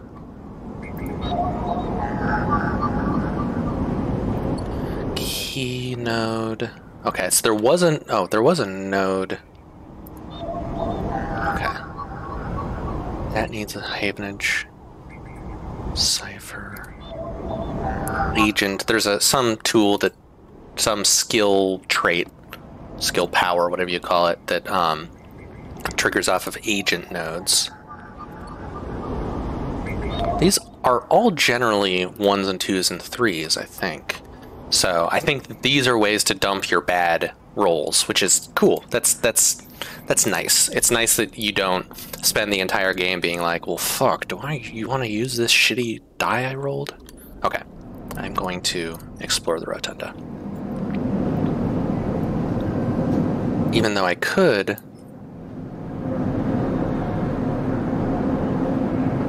This will complete Dock Watcher entirely, and I can guarantee a success. I think I'm doing this. That's actually a good move. I think. You walk into the security office on a shift change and walk right back out with the plans moments later. Simple. Alright, so now I know about the... Okay, a stranded mercenary, a bar, and a sealed dock. I'm just gonna poke my head in to these places. Aha! Repeatable action. I can unlock a maglock to get something. Oh, I need 2 maglocks seal the entryway, and I only have 1. I'll just wait. Overlook bar.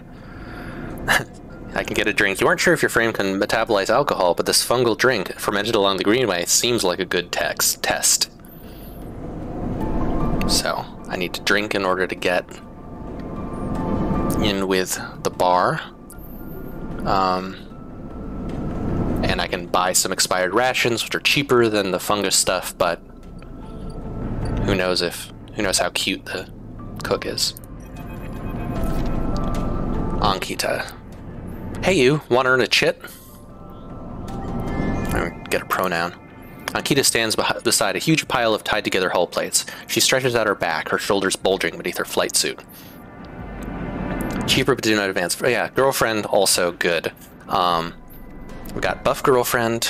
We got... I mean, I think this is a distinct form of fashion than what we've gotten elsewhere on the station, because she's presumably not native, doesn't live here, or at least not permanently. Because it's much more armored, right? This looks like thicker, padded stuff. We've seen knee pads and plates of armor before, but these seem a little heavier duty.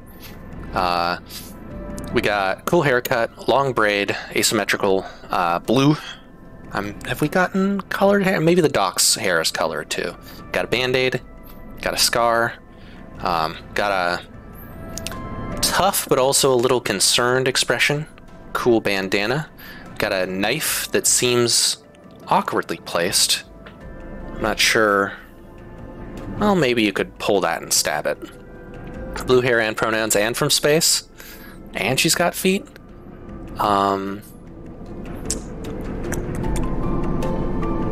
Not there's anything wrong with someone without feet. Got a cloth wrapped around an upper arm that's either a patch. Her arms long or her legs short. Yes. Yeah, I think so. I think her arms are long and her legs are short. So this is either a patch for the armor, or it signifies something. We've got, I'm not sure what whether these are straps or like metal lashed in, or I'm not sure what these shapes are. Big old gloves, hard knuckles on the gloves, some ports maybe here for things. Big old spacesuit helmet with a probably filtered visor that comes up and down. I like how much quilting shows up in this art. Like, clearly all of these outfits need a lot of padding to be wearable. Again, we got a flight suit, but not a much less like worker looking flight suit. Oh, we got more of this teal fabric on the leg, which makes me think that maybe it's for patching and not for any sort of like marking, because this is not very visible here. And a zipper. I think that's everything. Very few tools here. We got a knife and no sign of any other weapon. Want to earn a chit? Sure. You cross the docking concourse. She begins to split the plating into 2 bundles. What is it with this place? She asks as she lashes the massive plates together. Everyone wants their cut. It's because we need to buy medicine. She straightens up to an imposing height, her armor plates creaking, and looks you up and down. Don't try anything, all right? She taps the butt of her sidearm. I don't want to have to put anyone else down today. This game has something that I've noticed a bunch and completely understand, which is like the first half hour to an hour, no, the first hour of the game, impeccable. I mean, this game has impeccable prose generally, but also impeccable like mechanics, like grammar, usage, spelling, etc. And then once you get past the part that you show off to people again and again, like you start to just minor mistakes start to filter through, right? Like, don't try anything, all right. This should be a capital she taps the butt of her sidearm, period. I feel this. I am sure that in Exploit Zero Day, as the jobs go along, our grammar gets shakier and shakier. Oh, this is a very homeworldy ship. This ship looks very much like it's from Homeworld. Kind of that weird flat design and asymmetry and stuff sticking out everywhere. I don't have to put anyone else down today. Anyone else? What can I say? My temper's a little short lately. Less my style than the cook, I think. Ankita hoists 1 bundle of plating onto her shoulder. Come on then, enough chat. You gotta earn that chit. You struggle to shoulder the plates, but you do eventually. Ankita gives you a look. Ship's this way. And she sets off down a gantry at impressive speed. As you catch up to her, she turns down a passage, pushing through a small crowd of stevedores. Stevedores are, I think, like porters at a port. They're different from. There's another word that's not stevedore. That's a different thing. But I think stevedores move small things in and out of ships at a port. Why are you doing this yourself? I mean, why aren't I hiring those good folk? She nods back at the stevedores. I've paid Havenage enough. They're currently rinsing me for a mooring I can't vacate unless I either fix the ambergris or sell it off as scrap. Stephen Dorr, yes. Rinsing me, probably charging me for a mooring I can't vacate and fix the ambergris. The ambergris is a substance used in perfumes and makeup, I think, that is whale vomit? It's some whale product that is like processed in the ocean, because it's not sperm whale. It's not the sperm from a sperm whale, because like that's fat, I think. But ambergris is like weird, some whale byproduct. Ambergris, is that your... It's clearly your ship. I'm not going to ask that. What's wrong with it? It? Ankita looks at you pointedly. Her. Are doing a thing with machines and personhood. She rapidly turns another corner as you trail behind. She got cut up pretty bad on her last job and I had to moor up here for a spell. But since then, it's only gotten worse. Someone got in and sliced the core from our ship mine, so now she's gone dark. She shifts the panels on her shoulder. Okay. This is an endgame option, I think. The upshot is I'm short one ship mine with a ton of repairs to do, and the rest of the crew signed off the moment they got wind I'd been stranded. So yeah, it's been a time. Anything I can do to help? I don't know, got a ship mine tucked away on that frame of yours? For a moment, you aren't sure if she's serious. Ankita swings the plates from her back, almost knocking you over in the process. This is me. She hauls the second bundle off your shoulder. You're the first person I've met here who might actually be considered helpful. She pauses, chewing her bottom lip. Look, you want to help? Come see me. I need a hand putting Amber back together, and you don't seem like the type to try anything stupid. She passes the bundles of plates through the ambergris outer lock and then turns back. Just don't go spreading all this around. Ankita throws you a couple of chits. Consider it a bonus for not trying to grift me. She gives you a parting nod and ducks through the doorway. Alright, get out of here, she calls back, and the lock slams shut. New drive discovered. Fix the ambergris. Okay, so I'm guessing that I could build a ship mind core. Ambergris is a waxy substance from the digestive system of sperm whales. Okay. So I bet I can build a ship mind core, put my mind into the ship mind core, and end up being kind of the computer of the ambergris with everything fixed and escape that way.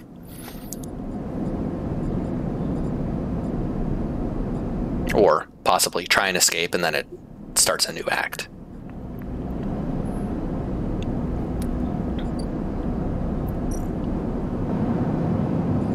So, ship shape per cycle. Oh, interesting.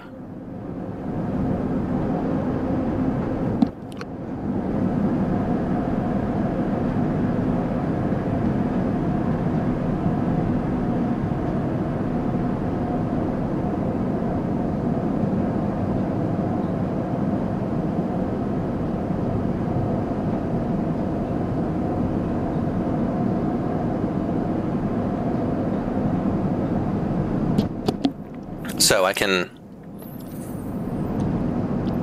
just repair, or I can rewire some drones and let it build up, let it get fixed over time, but that's dangerous. So if I fail, it'll be grounded. I'll basically be halfway to grounded immediately. Or I can gradually repair it over time. I have no dice right now, so I'm just kind of peeking at stuff.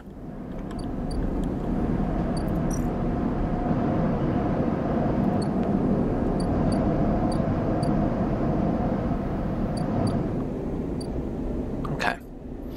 I think I will probably play one more cycle. I'll see what the next step in the Sabine thing is, and fuck around some more, and then call the stream. So another half an hour, maybe, depending on how involved it is.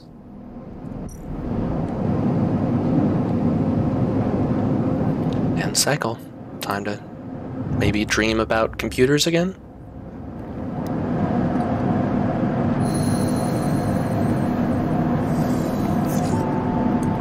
Not this time. So, one step on my hunted clock.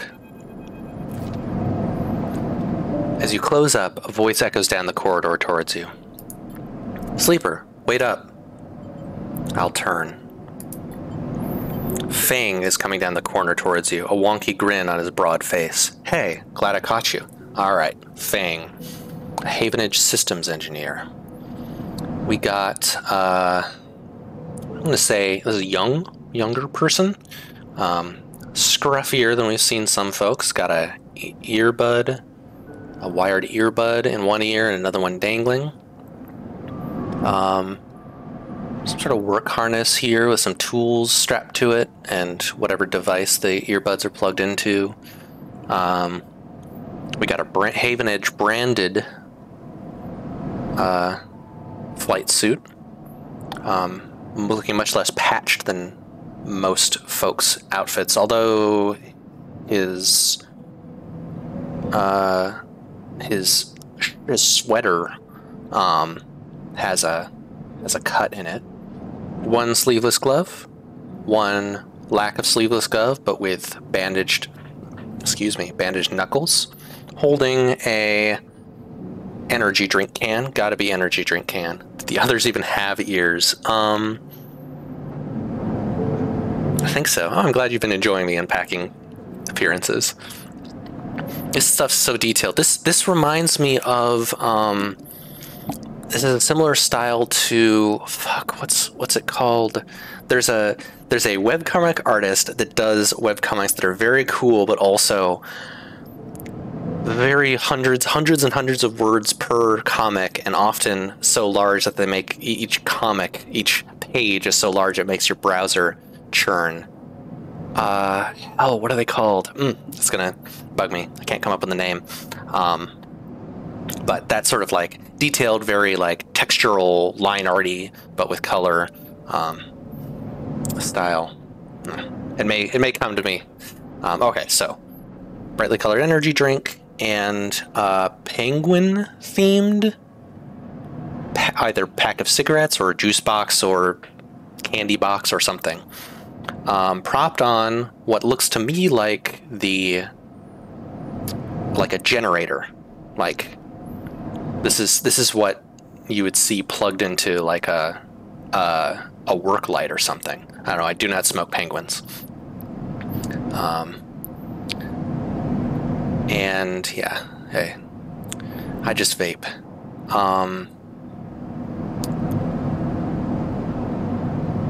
Oh, I missed a puffin joke. Anyway, this is clearly a computer. This is some sort of computer device. We got your gamer fans here lit up with blue LEDs. We got your... Is my mouse? Okay, my mouse is making the background sway. Got some sort of digital display. Yeah, I'm thinking this is a snack because there's like crumbs here. A bunch of vents, bunch of labels, bunch of cables coming out, going to various things. So some sort of diagnostic cart or something. Glad I caught you. Do I know you? He grins. You do now. He puts a hand on your arm. I've seen you hanging around. Just want to chat. You staying in that thing? He nods back to the container, shaking his head. Rough. It'd be hard to get a start on the eye. I don't like this guy's vibe.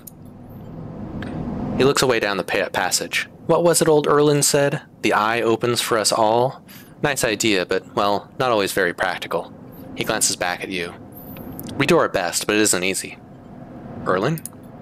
You pass together into the main walkway. No one has told you about Erlin? He's the founder of this place. That's why it bears his name, Erlin's Eye. Havenage should organize some seminars. He laughs. Not really my department, though. I'm with systems. Yeah, tell me about Havenage. I've figured out that Havenage is the company that owns the station, but I'm interested in more. Okay, not company, but the administrators. Think of us as an administrative association for the Eye. Depending on who you talk to, we either emerge as a response to, or a continuation of, Andre Erlin's original union. He smiles. Personally, I avoid the topic. Okay, so this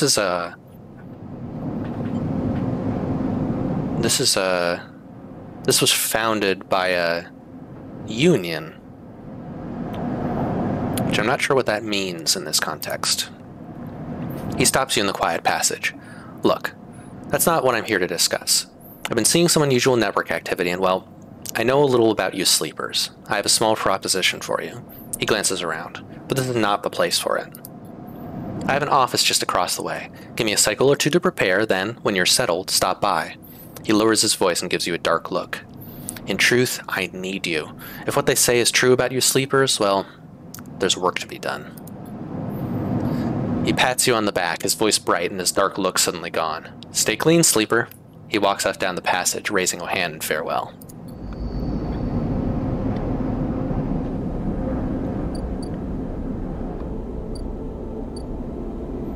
Check in with Sabine or eat first? I'm gonna eat first.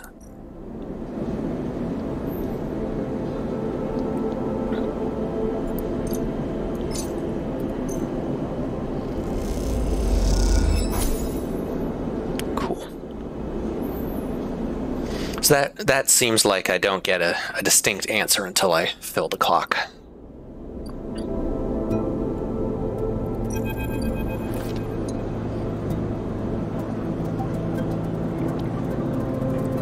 The first thing you see on entering is a glint of Toshiro's implants, like a cat's eyes in the dark of the corridor. He nods you in as you arrive at Sabine's door. The entryway is still dark, and you push through the sheeting into the surgery. I have it. Sabine stands with a case open in front of them, a set of vials lined up inside, separated by foam inserts. They pick one up, rotating it in the warm light. I have no idea how Yatagan... They trail off. We should treat this with caution. It looks authentic, but I have no idea if it really is what it appears to be. I'm the test case? That seems to be the case. Unfortunately, I'm not sure we have another choice. They gesture for you to sit on the bed. The stabilizer works under a similar principle to an immunosuppressant in a transplant operation, and that it stops your body from rejecting the unfamiliar part of itself. Mood. In the case of your frame, the unfamiliar part is each of your biosynthetic organ groups, which over time are identified by your body as a foreign material and therefore must be eliminated.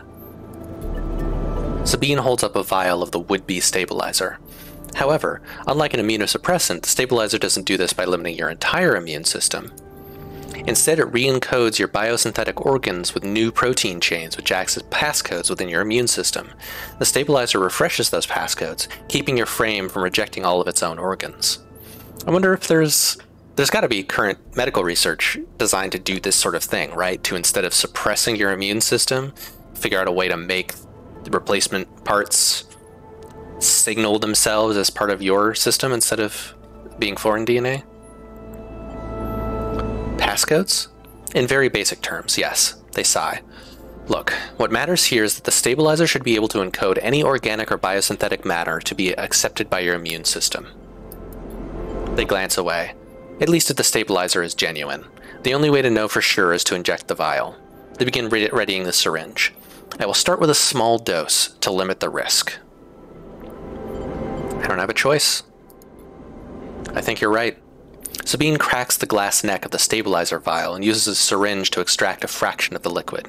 They tap the syringe, and you watch as if any sign might emerge from the clear liquid. You barely feel the needle, your frame registering the initial injection, but with little response. I want to know what does it feel like to touch my skin, right? Because you can inject it, and it's partly organic, right? It's partly flesh, but also I look like a robot. So like, what am I made of? A sensation begins to spread from the site, a fizzing, trembling wave that disperses through your arm with incredible speed. Your vision goes white, and when it returns, Sabine appears encased in shards of sparkling light that slowly fade into darkness as you settle back against the bed. You swim in darkness, muffled noises like an argument heard from underwater, prickling waves of cold. When you sit back up, Sabine is sitting in a chair by the window, facing away from you, backlit by the glow of their slate. Awake? What happened? The stabilizer is genuine. They sit down beside the bed. I don't know how Yatagan acquired a case of this stuff, but they did. Sabine looks troubled, distracted. You should rest some more, but you're going to have to do that somewhere else. They gesture to the door. I have other patients. Sorry. Sabine nods towards the case. I'm afraid I can't offer you any more doses. You're going to need to pay for your next dose. I don't think I gained, or at least have not yet gained, condition. Silence fills the room, and they return to their glowing slate. Looking around the room, it seems different somehow, as if things have moved or shifted. You wonder how long you've been out. Sabine? Nothing comes free, sleeper. Remember that. You manage to get to your feet and wander out into the hallway. The queue stretches down the flickering corridor. Toshiro stands impatiently by the door and fixes you with a glare as you leave. You lower your eyes as you stumble past, somehow faintly aware of the station spinning beneath you. Which you would be able to, because you'd experience Coriolis forces, I think. Which means as you walk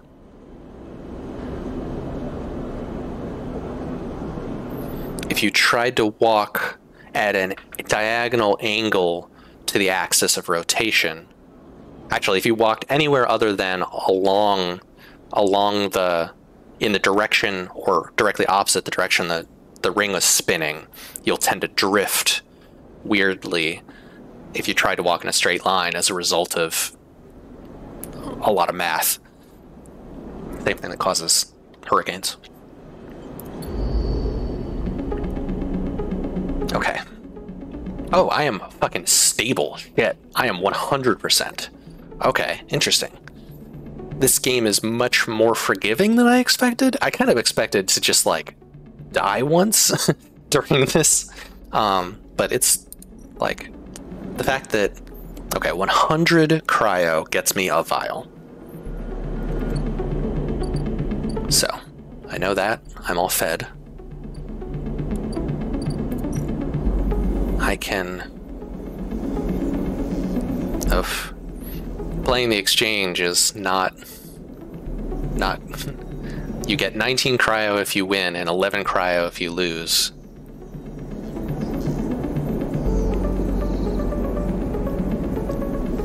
Okay. Oh, but that does make progress on Trusted Trader. Okay. What else do we have going on? I think I want to... What's going on in the shipyard? I can get to know it.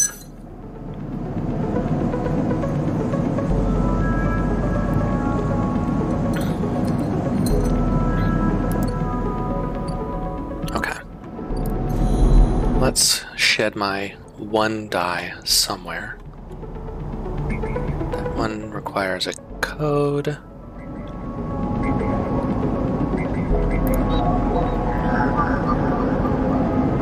Key node. This might get me an encrypted key, which would let me open that container. Let's try this.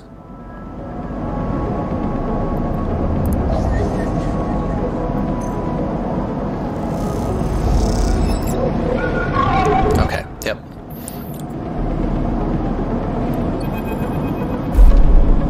Oh, okay. As you drift back from the node, the cloud, in the data ghost of the eye. This is another thing that's feels very Apocalypse Worldy. Apocalypse World has a move that's something like open your mind to the psychic maelstrom. Like it makes a lot of Powered by the Apocalypse descendants make like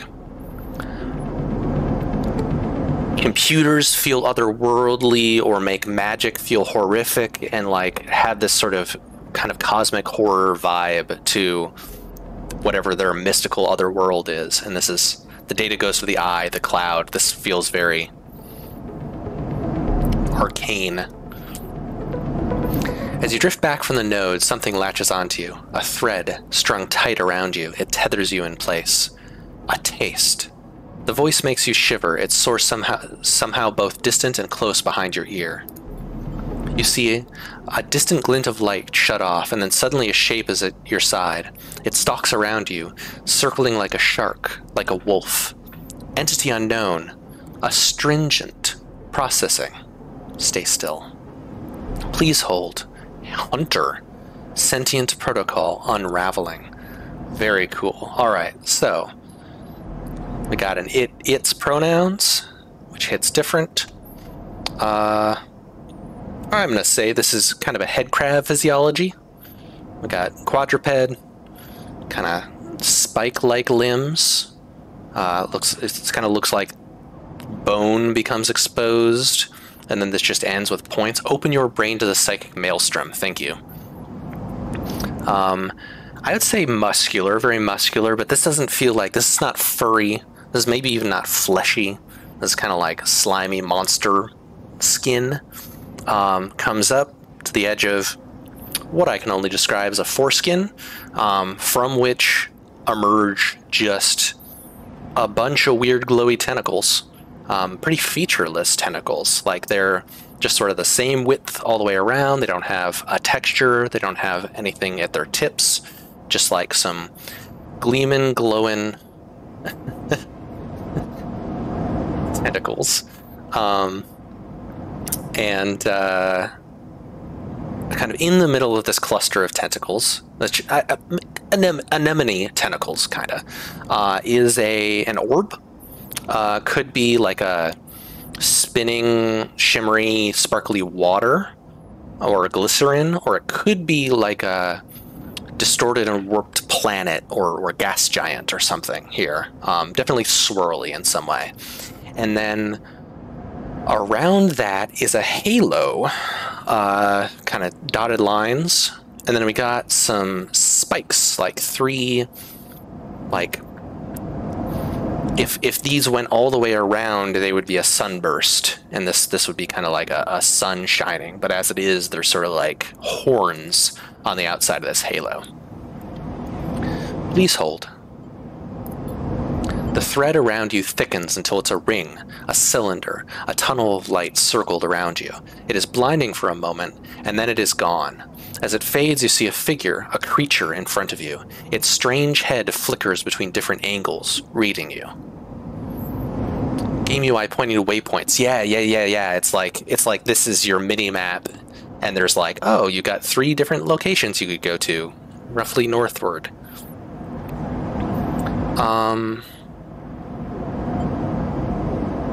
What are you is a rude question. What did you do?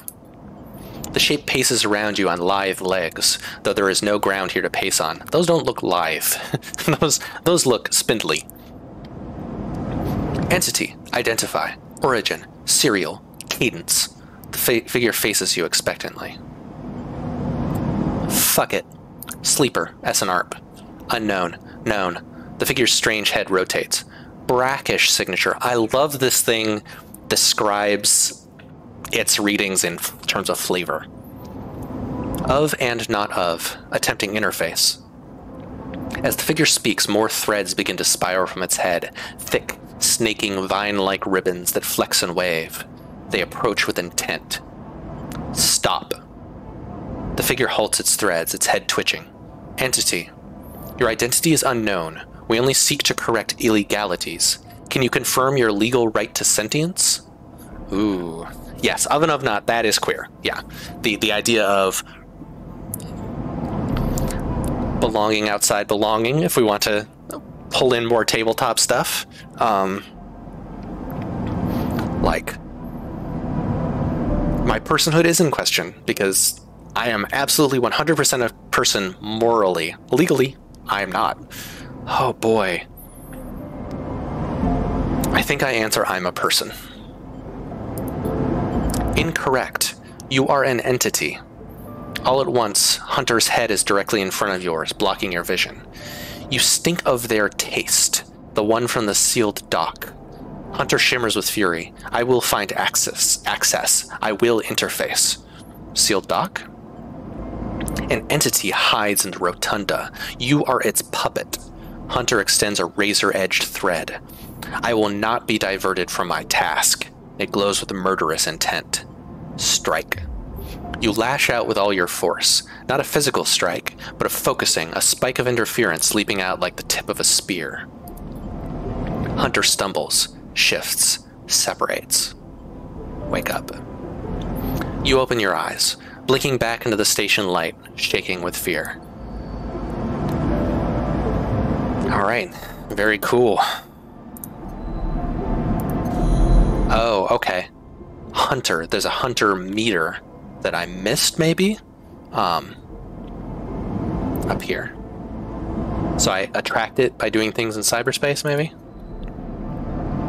Let's check out this person hiding in the rotunda. Nope, not money.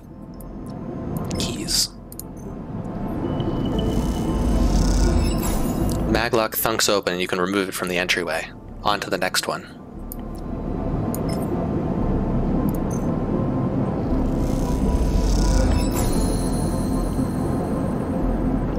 complete.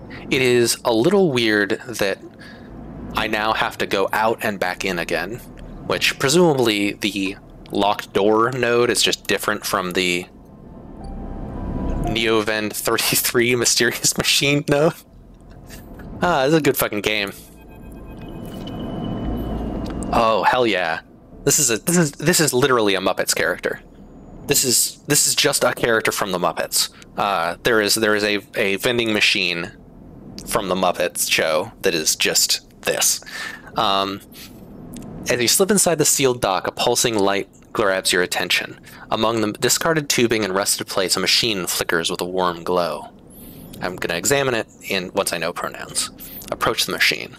As you get closer, you recognize the machine's blocky shape, settled into an alcove in the side of the dock. A kind of upright cabinet, it is covered in faded logos and messages, from which you assume it was once an industrial vendor, intended to dispense and manufacture ship fittings and other mechanical parts necessary for the regular running of freight and resource extraction vessels.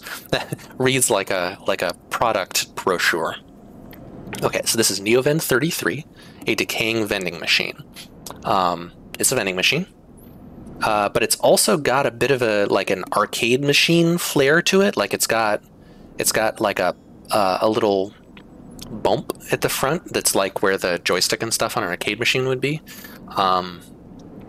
We got, let's see. Oof. We've got a box at the top it's not rectangular. It's got a kind of a weird, almost octagonal shape, irregularly octagonal shape, but like one of the corners is more cut off, with two big old batteries, I'm going to say, plugged into it, one of which has ruptured and has some sort of cabling inside. Bunch of wires connecting that to it. And this box, I find very evocative of a claw machine. Yeah, UFO catcher, like Cyber Girl says. But it is actually, I think, a 3D printer. It's got like a machine on a rail in the middle of it with a little arm on it, and that arm ends in a stylus or a nozzle of some sort. On the front glass, the broken front glass of the display, it's cracked but not broken away. There's a label that has kind of a hazard exclamation point on it in a triangle, and then a decal of a penguin, maybe the same penguin character that is on that was on those cigarettes or snacks. Vaguely Sanrio design, sort of Hello Kitty-ish, just generally kind of super deformed manga style. Has big old goggles, what I think of as chemistry goggles. Maybe they're welding goggles. Probably welding goggles, because I think it's maybe welding the top of a battery on, or maybe prying off the top of a battery, and there are sparks, and it's wearing a flight suit and sitting on a little stool. So that's kind of the top module. Below that is the label Neovender. At the top of it's kind of its main, the main window of the vending machine. Inside I'm seeing some labeled packets, some cartons of something, something that looks to me like a drink, like an aluminum drink can, but it's got like a lightning bolt on it, so maybe it's some sort of fuel or battery. Bunch of nondescript things with a lot of diagonal caution lines on them. Some sort of spray, maybe. This glass is also cracked, and there's a big like announcement sticker that says "Deal" on it, and then in the corner there's like a big, I don't know, promotional label that's got some text on it that's not readable, and then a very scuffed up bear character that, even when it was intact, was pretty misshapen. And then to the side of that is a just like mischievous looking dog, kind of vaguely Snoopy-ish, but without a very large nose. Spotted fur, in a spacesuit, like holding up a hand as if to say, hey, don't mess with me, or maybe as if to say, oh, hey, buddy, you should get this one, it's good. And then below that puppy is, I think, New Chop, something like that. What if Snoopy thought he was better than you? Yeah. It's kind of that sort of feel. Snoopy, of course, we know, is better than me, but doesn't make a big deal about it. Like, maybe even doesn't really believe that. But obviously, Snoopy, better than most people. In the corner of that, like off to the side of that glass window, is like a little extra display with a maybe a speaker grill on it, and then like a control thing connected with a cable that reminds me of those like what you use to control a lift in a car mechanic garage. It looks like it should have just two big buttons on it, but instead it kind of also looks like one of the traps from Ghostbusters. It's got like some sort of keypad maybe and a little screen. And then that's all above that shelf that is covered with more mascot stickers. That's the shelf that reminds me of an arcade cabinet's counter. And then coming out from the side of this on a big arm is it's an iPad. It's just a big tablet, which has I'm gonna say kind of a glitchy. That looks to me like a kanji or some other Japanese or East Asian character in a red circle, but it also might be like a cracked ball. It's red with green lines running through it, and it's divided in the middle. I'm reading as a glitch. I don't know. Just a bunch of text. Nintendo Switch logo? Is that what the Nintendo Switch logo looks like? I don't remember. And then at the bottom is the place where the thing you ordered comes out. That's like covered with a glass or plastic flap, also cracked. And it says, "Your order, thank you." And there's another mascot character which looks like a hand puppet to me. It's like a little, like a cartoon ghost with a kitten mouth, the kind that looks like a 3 put on its side, and maybe a leaf coming out of its forehead. No idea what kind of critter that's supposed to be. And then the whole thing is on legs that could be just stilts that let you set it up on an uneven surface, but it also might be able to walk around. And it's got a big old thick cable coming out of its side that then snakes off onto the floor and to somewhere else. Some of the cables coming off of it are clearly cut, but some of them are intact. And this thing kind of looks like it's been growing more cables inside of itself, and it's been too much, and so it's sort of burst at the seams of all the cables that have been growing inside of it. I think that's about it.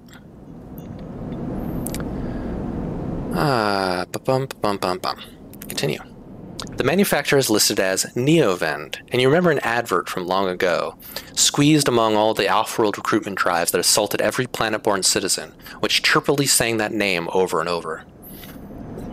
You wipe a layer of dust from the cracked screen, thinking of those contractors squeezed by their own corporate employees those contractors squeezed by their own corporate employers to pay for every bit of minor maintenance on their rented ships. Gig economy, man. Enter your registration, chirps a pre-recorded message, catching you off guard. Press some keys. You reach for the keypad and something begins whirring. At first it sounds like servo motors starting up, but it quickly becomes a whisper, a whining, then a multitonal voice that emanates from Neovend. Entity, they hiss. Speak with me. Hey, I really don't want to be the go-between on y'all's weird hate romance. Who's there? There's a squeal, almost like some strange mechanical swallowing or intake of breath, before the machine speaks again. I have need of you. You have need of me. That squeal comes again, and you see that it is a 3D printing apparatus in the upper part of the machine resetting into place, so that each time the servos can be orchestrated to produce that whirring, whining voice. Super cool. It's using the motors of its 3D printer in order to talk, which you can find if you search for, like,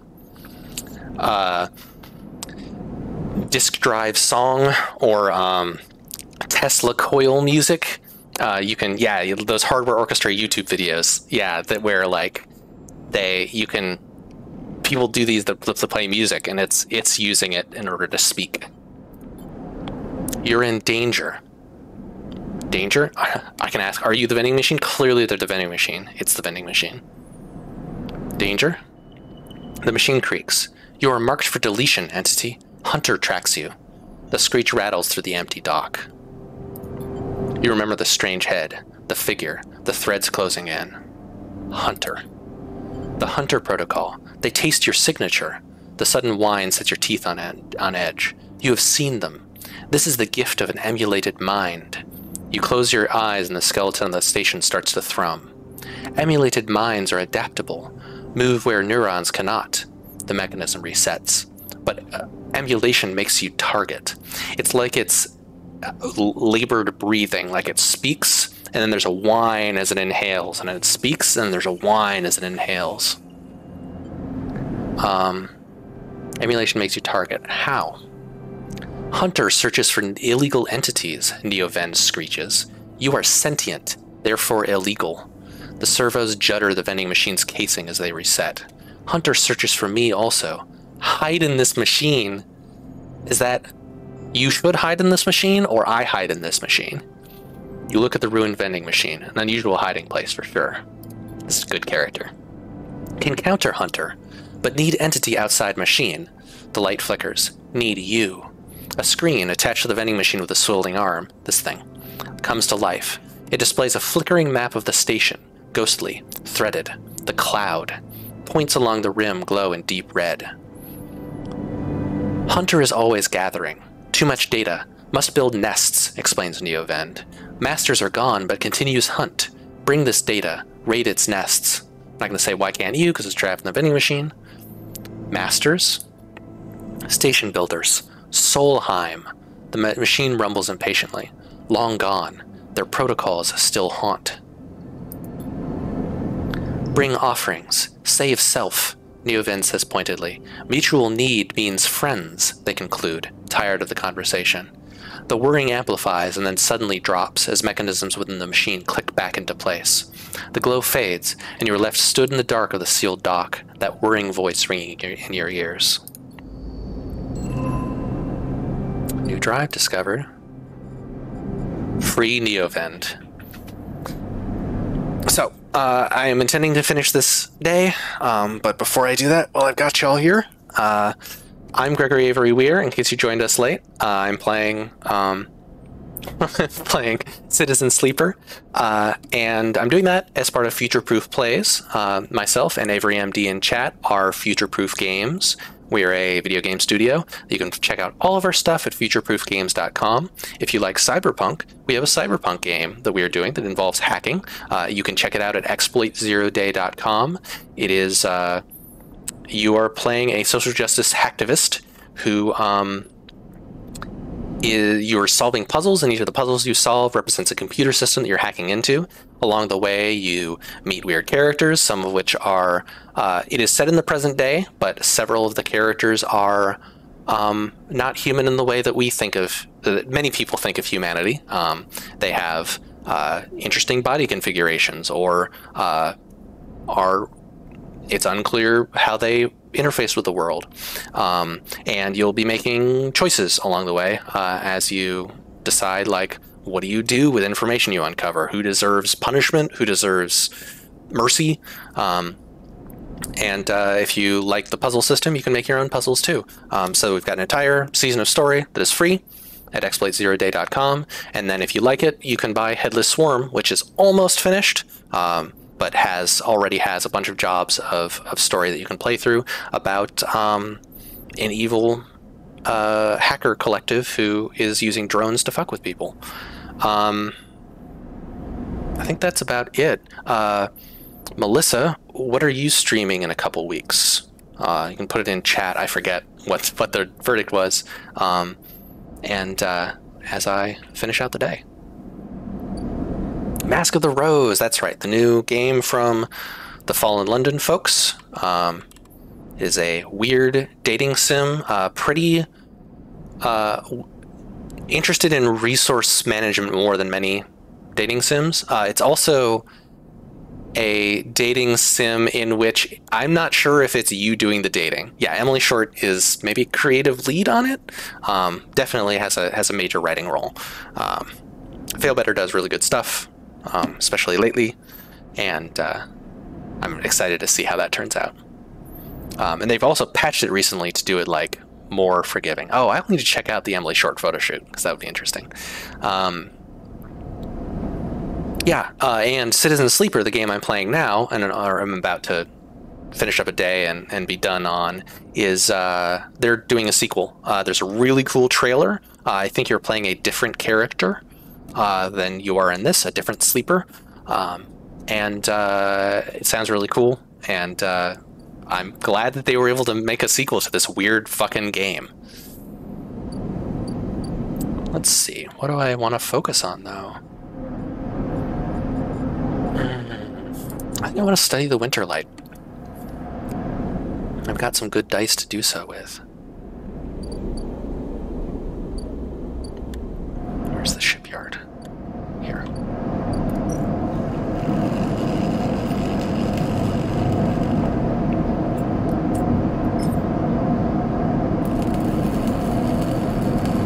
Oh, right.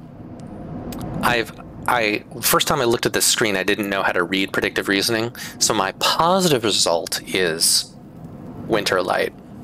My maybe negative result is yard clearance. So I won't finish the Winterlight today, but I'll at least clear this out. Oh, this doesn't pay though. Okay. So neutral outcome is +1 Winterlight. Yeah, I'll do it again. Fuck it.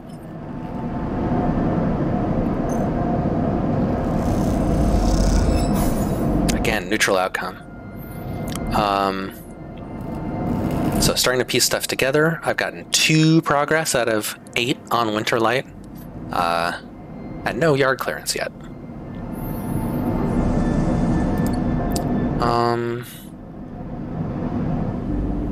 I think that's about it. What I can get passage. If I had 60 cryo, I could get into the low end. I don't really have a reason to do that yet, but it's interesting. Oh, this is marked because that's my survive goal. Any other goals I want to investigate? I love that one of the goals is just survive. It's very, very Breath of the Wild. Immediately after getting off the plateau, it's like, defeat Ganon. It's like, great, thanks. Yeah, that is my goal. Good job. All right. So I will go to sleep and then probably call it, unless something incredibly interesting happens.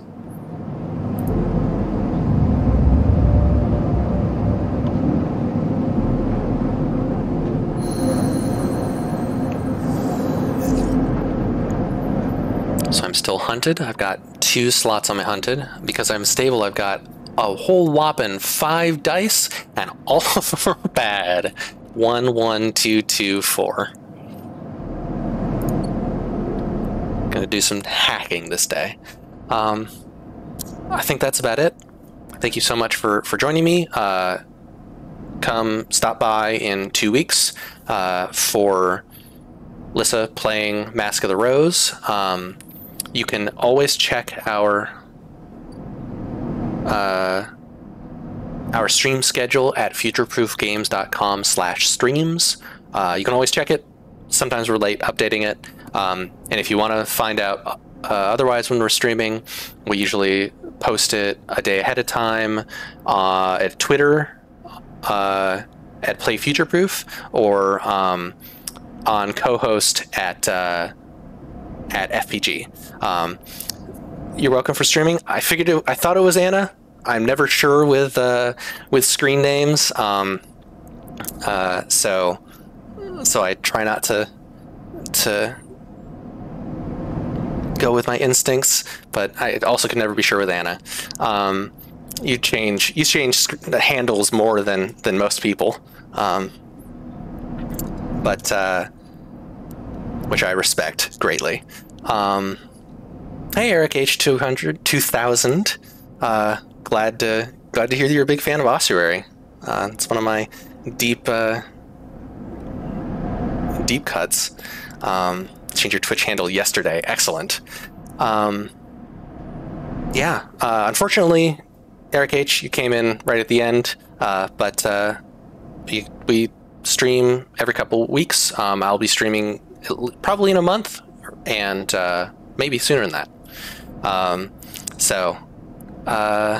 Yeah, I think that's all I need to cover. I assume that Melissa would have let me know if there's something I'm missing. So thank you all for hanging out. And all of the streams are archived on YouTube, especially now that Avery MD has taken over more of the work of doing that. So if you want to check out earlier stuff, please do. We've played a lot of cool games. And then Mask of the Rose in 2 weeks. I'll see y'all later.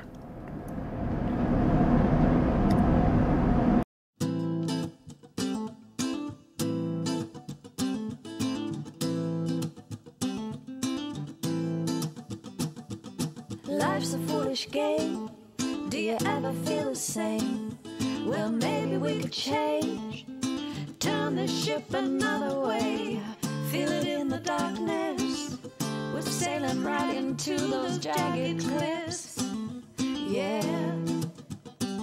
Some say we've always been insane. Hey, life's a foolish game.